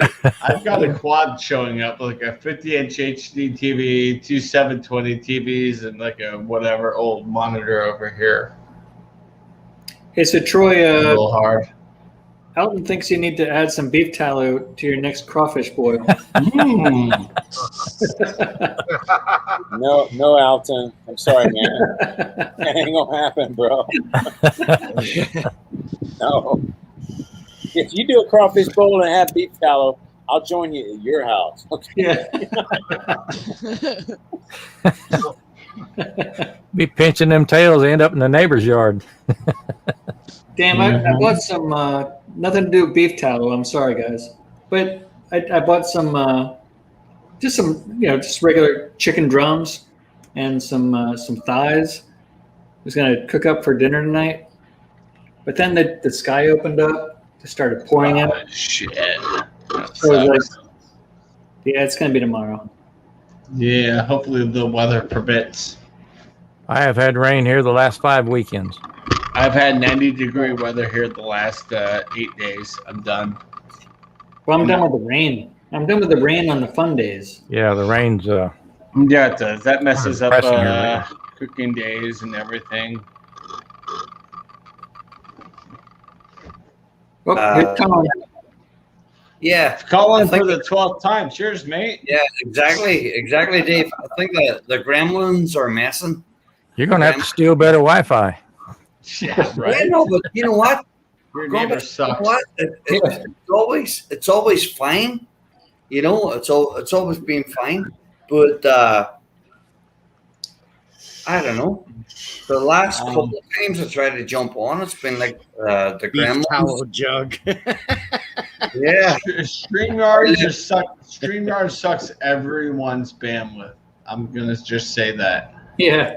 Right. StreamYard is it's still in its infancy. They don't know where they are, but they're still learning. I think they're going to be great once they figure it out. But the host sucks the most. Sorry, everybody else just their bandwidth just goes down too.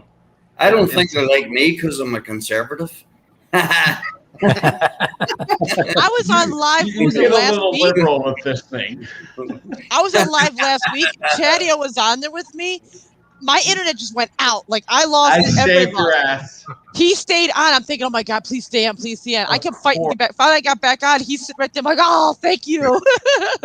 Because Carla, my instinct is I've been streaming for 3.5 years. My instinct is when something like that happens is, oh crap, oh my God, I'm hosting this. All right, what's going on with chat? And then I, interact with the chat, and then I just say stupid shit in my own hand and just go back to the chat. So yeah, I mean, I know how to going. I kept it going. You only lost one follower, and then they came right back, so we're good. I didn't care if I lost not a follower, but viewer. Yeah, I didn't care. Yeah, I agree with Alton, man. I need to get it back over to your house too, man, and be fabulous to have Brother James over there as well. Mm-hmm. Yep, I watched that. Yeah, we do a nice long cook with some live fire cooking.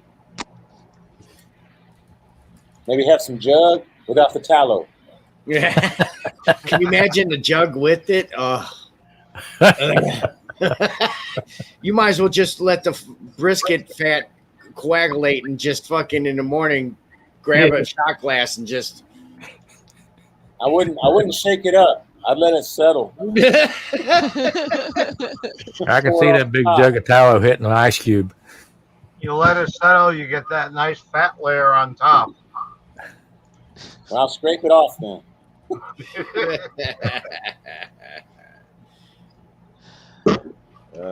That's a good. Hey, the Bardia, that's what does that recipe.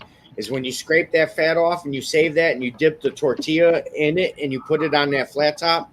That's what does that taco. That right there is the seal of the deal. Yeah, you could have whatever you want on the inside. You're gonna have cheese and probably cilantro and onions, but it's the outside that gets crispy because of that fat skimmed off the top. Yeah, I agree. Thanks, Rob. Colin with the baker's dozen. 13. Who, me? 13. Colin. 13 times in, 13 times out. Our little leprechaun pops in and out all the time. I know he does. I'm just I'm doing my best. Honestly, God, I'm doing my best. I've everything tuned in, and Hey, T-Roy, I wanted to ask you a question, but I never posted it, right? T-Roy, for all the times that you were up at Keith's house, for like Memorial Day, the other days, Labor Day, I think. Oh shit! Every day. Every day he's dropping. So Troy, now you know Colin. I've seen Colin before. What do you think? Oh my God, my camera's all screwed up. I like his accent. Yeah. So I could listen to him all night. So So for you all, Memorial Day, I was asked to do a private cook for a birthday party. I brought all my stuff down about 20 miles south of here. Sorry, guys. And I did a cook on my offset smoker and my Blackstone flat top griddle. Our first entree was teriyaki stir fry. Second round was roasted lamb. Third round was southern Boston butt roast, pulled pork done with a mustard sauce instead of barbecue. So we I'll tell you what, it was a long day. I put in a 20-hour day. Damn. Rob and Lep, I'm sure you've seen the picture of me next to the offset smoker on Facebook. I seen it. Yeah, it was a very long day and a very interesting cook. But the surprising thing was everybody was more interested when I did the chicken teriyaki stir fry on the blacktop.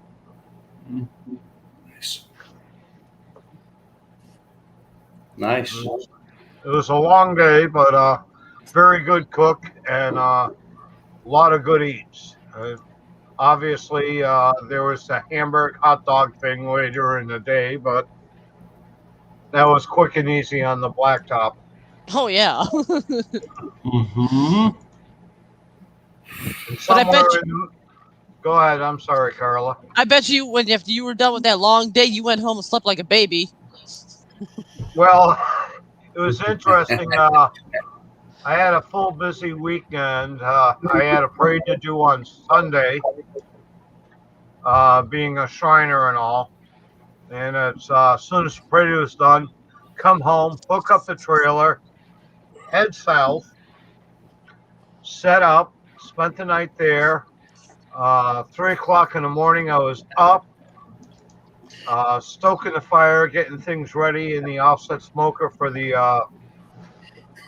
Boston butt roast. And then the party didn't start till 2 o'clock in the afternoon.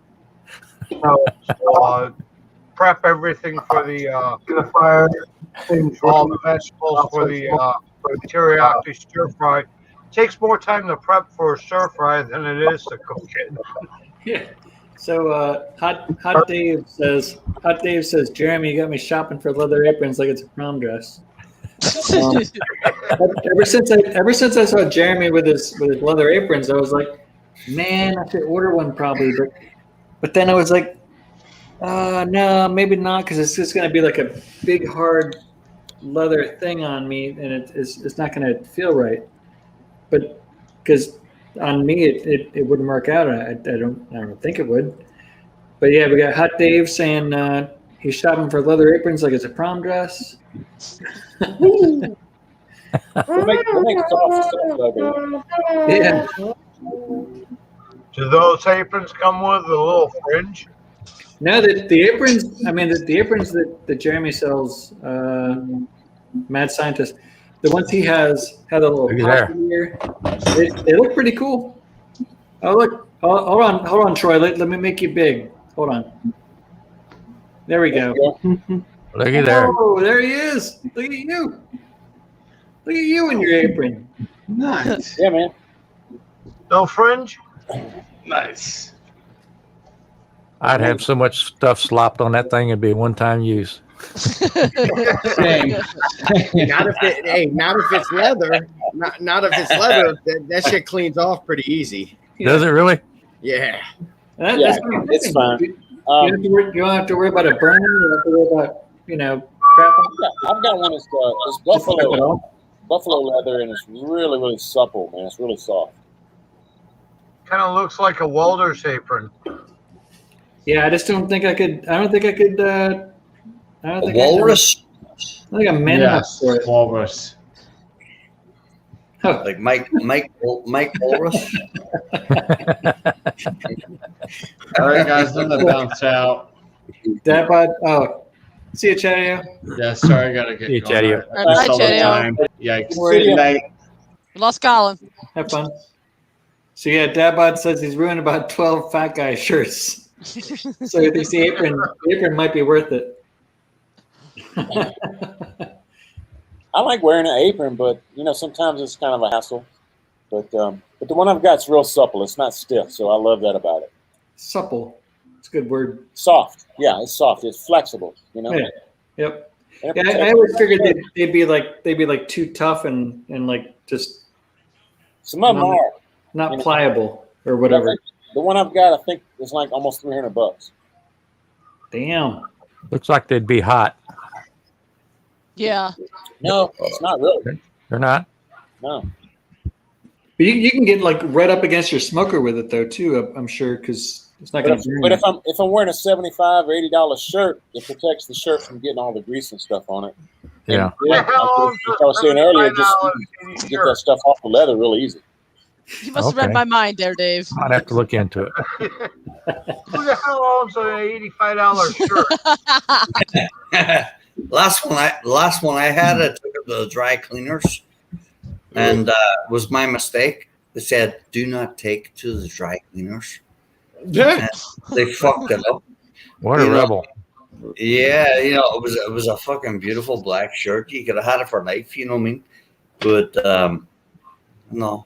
So beware of reading the labels, and also taking a $75 shirt to the dry cleaners. But they should have read the label also on exactly, that. Carla. Exactly, Carla. That's what I said. They're called dry cleaners for something. Yeah, they should have more intelligence than. Uh-oh. Gum, man. At least he kind of finished his sentence. Didn't even cuss that much. Getting storms. He's getting storms. I'm getting mosquitoes. Are you? Yeah. We're getting storms coming up. So actually, when I'm going to be driving down Friday to Indiana, I'm going to be hitting storms going down. But then be careful. That humidity, all that shit, all them mosquitoes and cicadas. You know what I've been seeing a lot of pictures of, T-Roy? What? A lot of cicadas on the Blackstone. People cooking outside, and it just comes and sticks right onto the. So now it's fried. Flip that. Hey, sear it, flip it, and then dip it in chocolate for Carla. There you go. No, I'll pass. Put it on the bed with some roses. I'll pass. Hey, Lep, I'm a little jealous of you. You know how they say stuff tastes like chicken? Hey, cicadas taste like locusts. or grasshopper, whichever. Take your pick. T-Rod, those gotta be chocolate covered. What'd you say, Dave? I'm a little jealous of you. Why is that? You put on some serious mileage to go meet Todd Coven. Oh, me? Yeah. Go do what? I went and met up with Todd Tobin. He said he was little. Okay. A little jealous. I'm sorry, you're talking to me. Come out to the East Coast a little bit. I'd take a trip to go see him. Yeah. So everybody lobbies each and every live stream for where they want him to come. The thing is, Blackstone sets a date, and that's it. They don't add no more, or they don't subtract anymore. They Once never that come out goes to the over, East they Coast. work on the following year. Now it's all based on sales, for one. So if your area is not selling Blackstones, you're never going to see him. Yeah, he'll never be out here to the East Coast. Right. Why? Because there's seawater, salt water coming off. So you rust a flat top or a grill or anything. So outdoor cooking is a little different over there, where I'm at. I bring all my stuff inside in the garage. So for those that don't have a garage, you deal with the elements of your region, your area. Now, what about if you have it covered? No. So if you're using a cover and you think that's going to protect it, that thing is not waterproof. Do not believe it. I got to ask him if it's waterproof. So it says waterproof. All covers say, oh, waterproof. No, you put that spray starch over it and you dome it so water runs off. Okay. You know what I mean? Yeah. You don't want so say you got something flat like this, water gets on it, it's gonna go to the flattest part. Yeah. So it's that water is gonna seep through somehow, some way. Okay. And That's why you also have to be mindful of where you're at, because a lot of times that condensation to get under them covers, and it'll rush your stuff up worse than if you just left it uncovered and let it dry out. That's actually I'm in Illinois. Yeah, that's the thing in the summertime with Cleveland and in Ohio. The morning dew condensation gets up underneath there and it traps it. You're right. So there's so many different elements of all backyard barbecuing, grilling, elements. We battle elements every single day. Like, look at T-Roy over here. Like, there's a monster mosquito about to attack him and shit. No, I was going to say I have an issue with stuff rusting on my yard because I've got a saltwater pool. Oh wow! Yeah, but my vacuum from my pool is going off and it's blowing water out everywhere, and I keep thinking it's like one of these wild animals from behind my fence. I got coyotes and crazy deer and stuff. You got the machete next to you. Where's the machete? No, I got my dogs out here. They good. Okay, all right. All the videos I've seen of people reseasoning or reconditioning their Blackstone griddles. But one thing I never seen them do is look on the underside of their flat top. So I've had mine for 2 years, and I re-leveled it, and I picked up the top and look on the underside. It was amazing to see how much flash rusting I had on the underside. I ended up wire wheeling that all off and recoating the underside to treat it and reseal it with a seasoning so it would not rust. It's cold. It's cold rolled steel. That rust probably would take millions of years probably to rot through. I'm not taking a chance. I wire wheeled all the flash rusting off. Where all the V channels are to keep it from warping. Fortunately, it was only spot welded, not a full weld. Yeah, it's only spot welded. The whole thing's spot welded. Yeah. 2 seconds. Cam or whatever you want to call it underneath there to flow through, and just reseason the underside, just so we don't have that occasional flash rusting. And then, of course, the top we always keep well scraped and seasoned. It was a figure of speech, Moho. For something to rust through from the bottom, because you're getting what it is the open flame on that cold rolled steel is what you are seeing.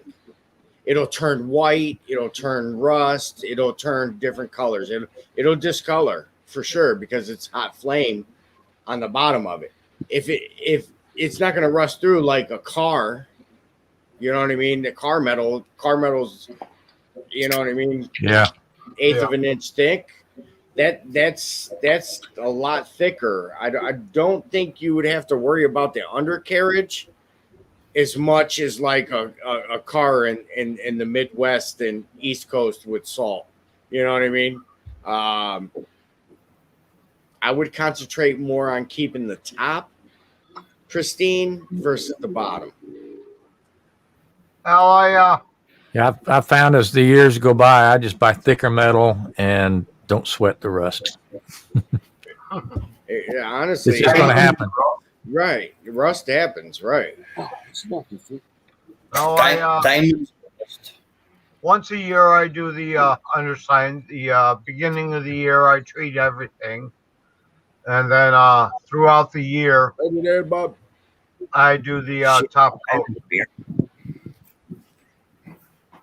I mean, that's going to be region to region thing. I live in the Rust Belt, so mine is affected in a different sense than everybody else's. Like if T-Roy gets a griddle, a Blackstone griddle, he's probably going to be the happiest out of us all because his shit stays warm more than us, and he's not going to have to keep maintenance, less maintenance probably. It'll rust. Well, if you don't use it. So say you use it every other day, every third day, it's going to be fine. You know what I mean? Yeah, but since it's not my only cooker, I wouldn't use it that often. Right. But what I'm saying is average person that wants to own one thing. Yeah, you're right. One thing. You know what I mean? Not everybody has the luxury to have multiple cooking utensils and apparatuses, you know. But we'll you know what I mean. What we have, we're gonna give our input, you know, and that's what we're here for. That's what we're here for. Colin, I noticed you back on, brother. You had a question you were directing to me earlier. Do you remember what it was? Yeah, T-Roy, absolutely. You may jump off real quick, so be quick. Yeah, no, tell me about it. That's whatever. But my internet's looking like it's showing me something negative. All right, folks, I'm going to jump off here. It's almost midnight. All right, Dave. Appreciate you, bro. Early appointment tomorrow morning. All right, take care, Dave. Hey, Colin, when you come back, type the question and just come up and say, hi, T-Roy. Yeah. Good night, Dave. I hope to subscribe to your channel and see what you're doing. So I say good night to you all. All right, good night, Dave. Good night, Dave. Good night, David. God bless you. God bless you, Dave. Pleasure to meet you all again. Ciao. I'll see you, man. See you. Ciao, Dave. Ciao. No, T-Roy. Hurry up, Colin. Hurry up. My question was, you know, from your experiences heading up in the Indiana in the past, you know, and spending time with Keith, you know, wow, it's going back a long time. Yeah, you've been up there for many, many years, you know. But Since 2012. yeah, a long time ago, you know. But T-Roy, my question was, you know, just getting on there, all the guys, all the rest of it, you know, what was the latest you ever, you know, everybody ever stayed up to, you know, into the early hours of the morning, you know, having beers, you know, smoking cigarettes, whatever, cigars, whatever. Yeah, when I had like a YouTube. What was the latest night, T-Roy?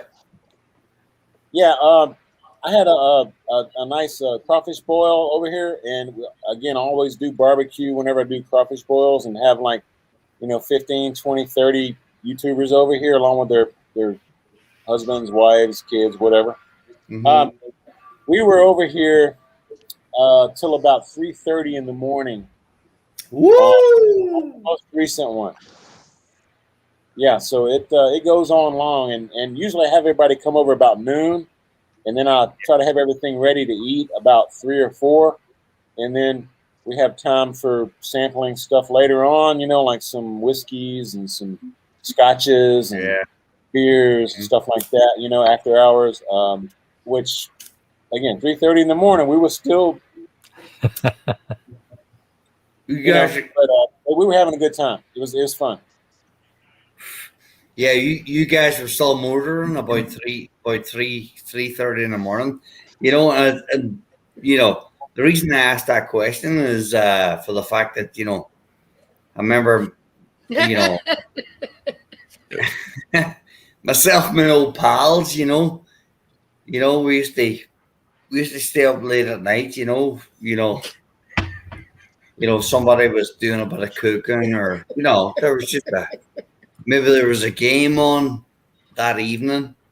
Maybe the game came on 8 o'clock, right? But everybody was still there at 4 o'clock in the morning, or else I remember years ago, in the early 90s, we used to always sit off the Mike Tyson fights, but I was, we were living in Ireland at that time. So we had to wait till like 3 o'clock in the morning, for a boxing match. Yeah. For a boxing match to come on, and we eclipsed, 3 in the morning up till 5, but everybody was fucked for the next few days, because excuse my language, everybody was just hammered, for the next few days because they stayed up so long. You know what I mean? Yeah. Everybody's drinking beers, and the old dares or anything. But it was all good times. Good times. I remember we had other friends. Yeah.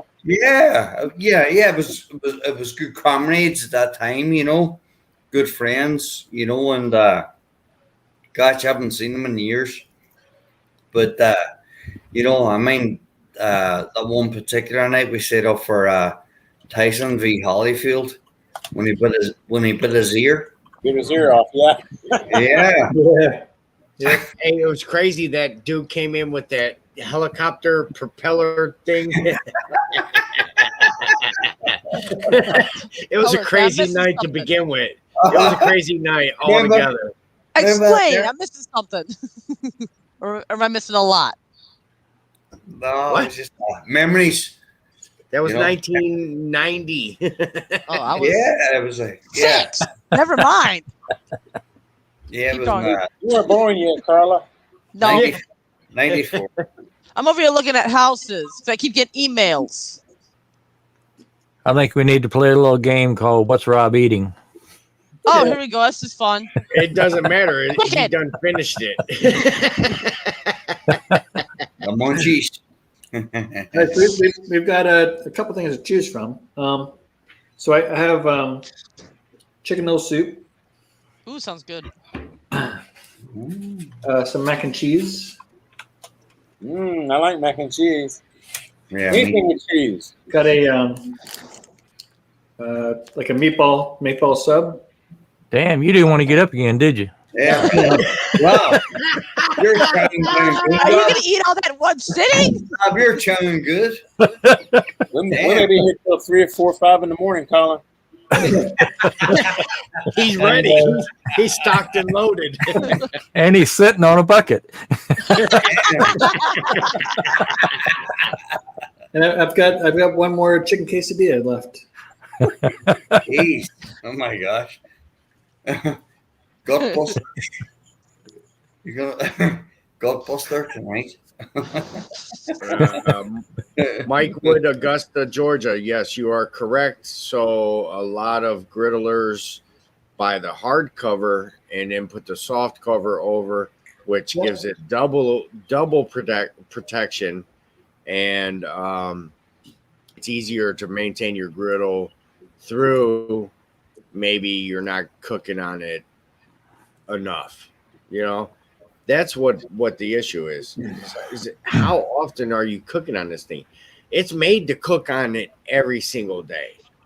Okay, that thing will take a beating and keep on ticking. You know what I mean? Producing anything from breakfast to lunch to dinner. And now there's even people.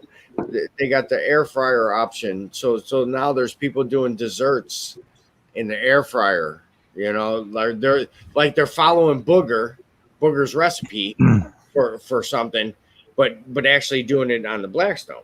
You know what I mean? Because it's an air fryer. I'm gonna go tell him that, beer. Hey, Julie. So you think there's a reason why they haven't come out with like a all-clad or something like that with a tri-ply cooktop, something that wouldn't rust? Would it not hold the heat like the steel? Yes, exactly. It wouldn't. What can you get up to freaking 600, 650 degrees and 700 degrees, depending on if you've got wind guards trapping the heat and all that, without warping. Okay. Here's the thing. You're gonna have your faults, and there might be a griddle that warps, but I guarantee you 99% of them don't. You know what I mean? It could be a matter of the tri-weld that David was talking about. You know what I mean? Because it's only spot welded. So if it ain't spot welded right or in the wrong spot, you might have a warping issue. Griddles are made to be indoors and not in moisture, for one. You know what I mean? Just like a car ain't made to sit on the grass every night. You know what I mean? So you treat it as it is, you'll get better results. I've got a half-inch thick steel griddle top on my firebox, but I've never used it. How much? It's half-inch steel.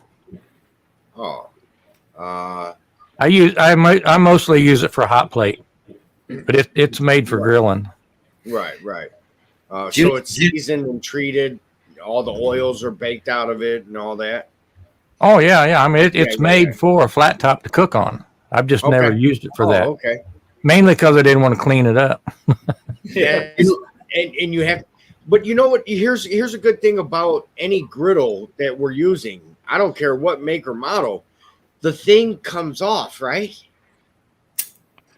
You season it up, you clean it up, you do the proper stuff to it. You can take that griddle top off and take it into your garage.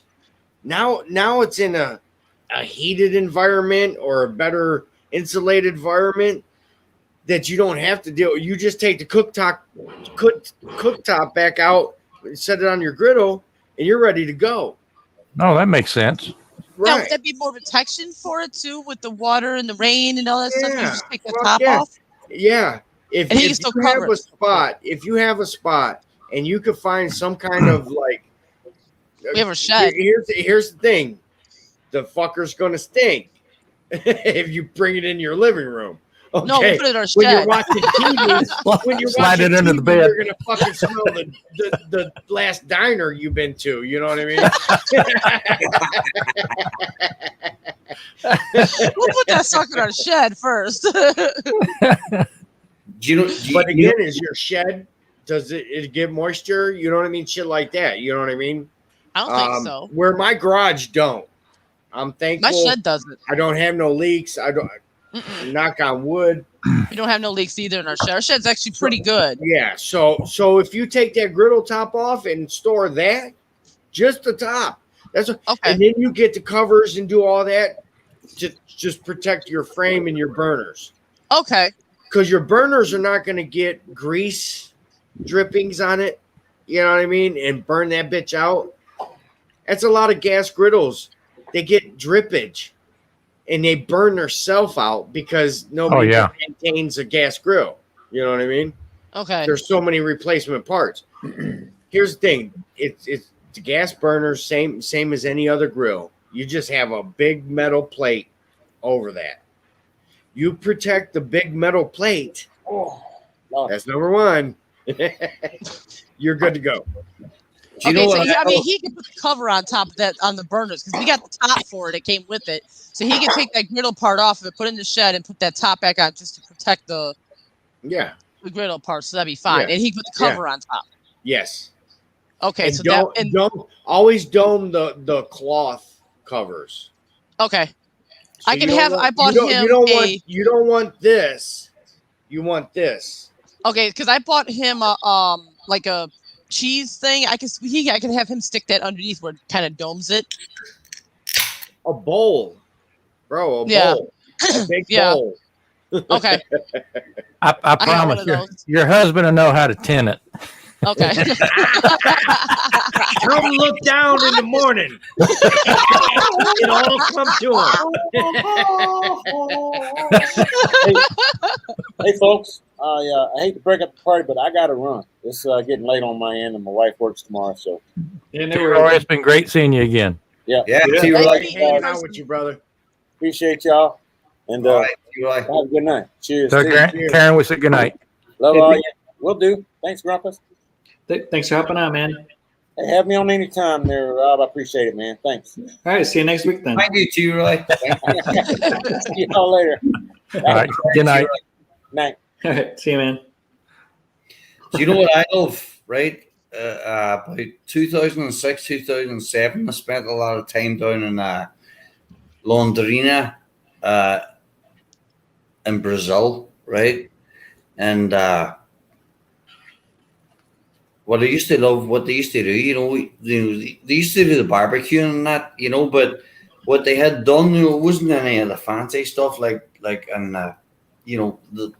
what we're doing now, but it was built with bricks, and then a chimney out the top, and the grill right in the middle. Really simple, but my gosh, when I was spent quite a bit of time down there between those 2 years that I'm talking about. Used to cook some fabulous stuff just on the grill, And as I say, even now sometimes, working in Virginia, the job that I do, you go from house to house, and sometimes you go into the backyard and those guys have recreated that grill, from back in their homeland, which is quite spectacular. They just build it up and quite spectacular, but simple, right? Right. And, and they put the grill in the middle, and, it just remembers me at my time back in Brazil, the 2006, 2007, yeah. And gosh, I would love to do something like that myself, you know what I mean? Plus have the Blackstone there as well, you know what I mean? Or, have the Weber there, but these guys knew how to cook, back then. And I guess the choice of meat, it was just, it's the animals are farmed differently, and a lot of times, I guess you got to watch out, especially when you're going to go and eat the pork. But, I went in there, I wouldn't say ignorant, but I would say innocent. Yeah, I ate whatever they gave me. And I never got sick. I drank the water. I drank, I ate the pork, ate the cheese. The best thing in the morning was, me and my ex at the time. She was a Brazilian girl.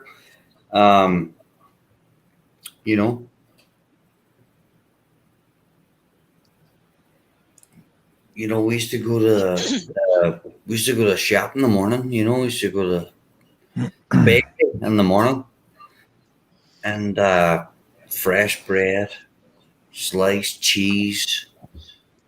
It was good stuff. Yeah. Stuff. Yeah.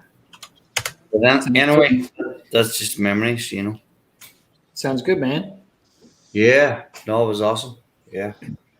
I think we're gonna go private. Let me put the link in the chat one more time real quick, in case anybody wants to hop on. But appreciate you guys. We've been on for a little over 3 hours. Are we going private now? We're gonna go private now. Like the private eye? Like the private eye. All right. Somebody's watching you. I always feel like somebody watching you. Yeah. So I appreciate love everybody. everything, Colin. I appreciate everybody hopping out for the chat tonight. Well, thanks for having me on. Sure, Rob. Hey. Is everybody going across for another chat for a bit? Well, nope. We're just gonna stay here for a little while. Yeah, don't go anywhere. Don't go anywhere. We're just gonna turn off the publicness. Publicness. He's had one too many quesadillas tonight. I'll speak for him. Hey, Colin, don't do nothing. It's his show. He's ending it. We're here. The chat's over there. All right. So we had a great night with T-Roy tonight. Yeah, it was awesome. Next week, I believe we have T-Roy again. I believe we have Jeremy from Mad Scientist. We'll have to kind of scooch that up, make sure that's for reals. But yeah, I'll announce that up pretty soon. And thanks everybody for hopping out tonight, and we'll see you next week. Bye, everyone.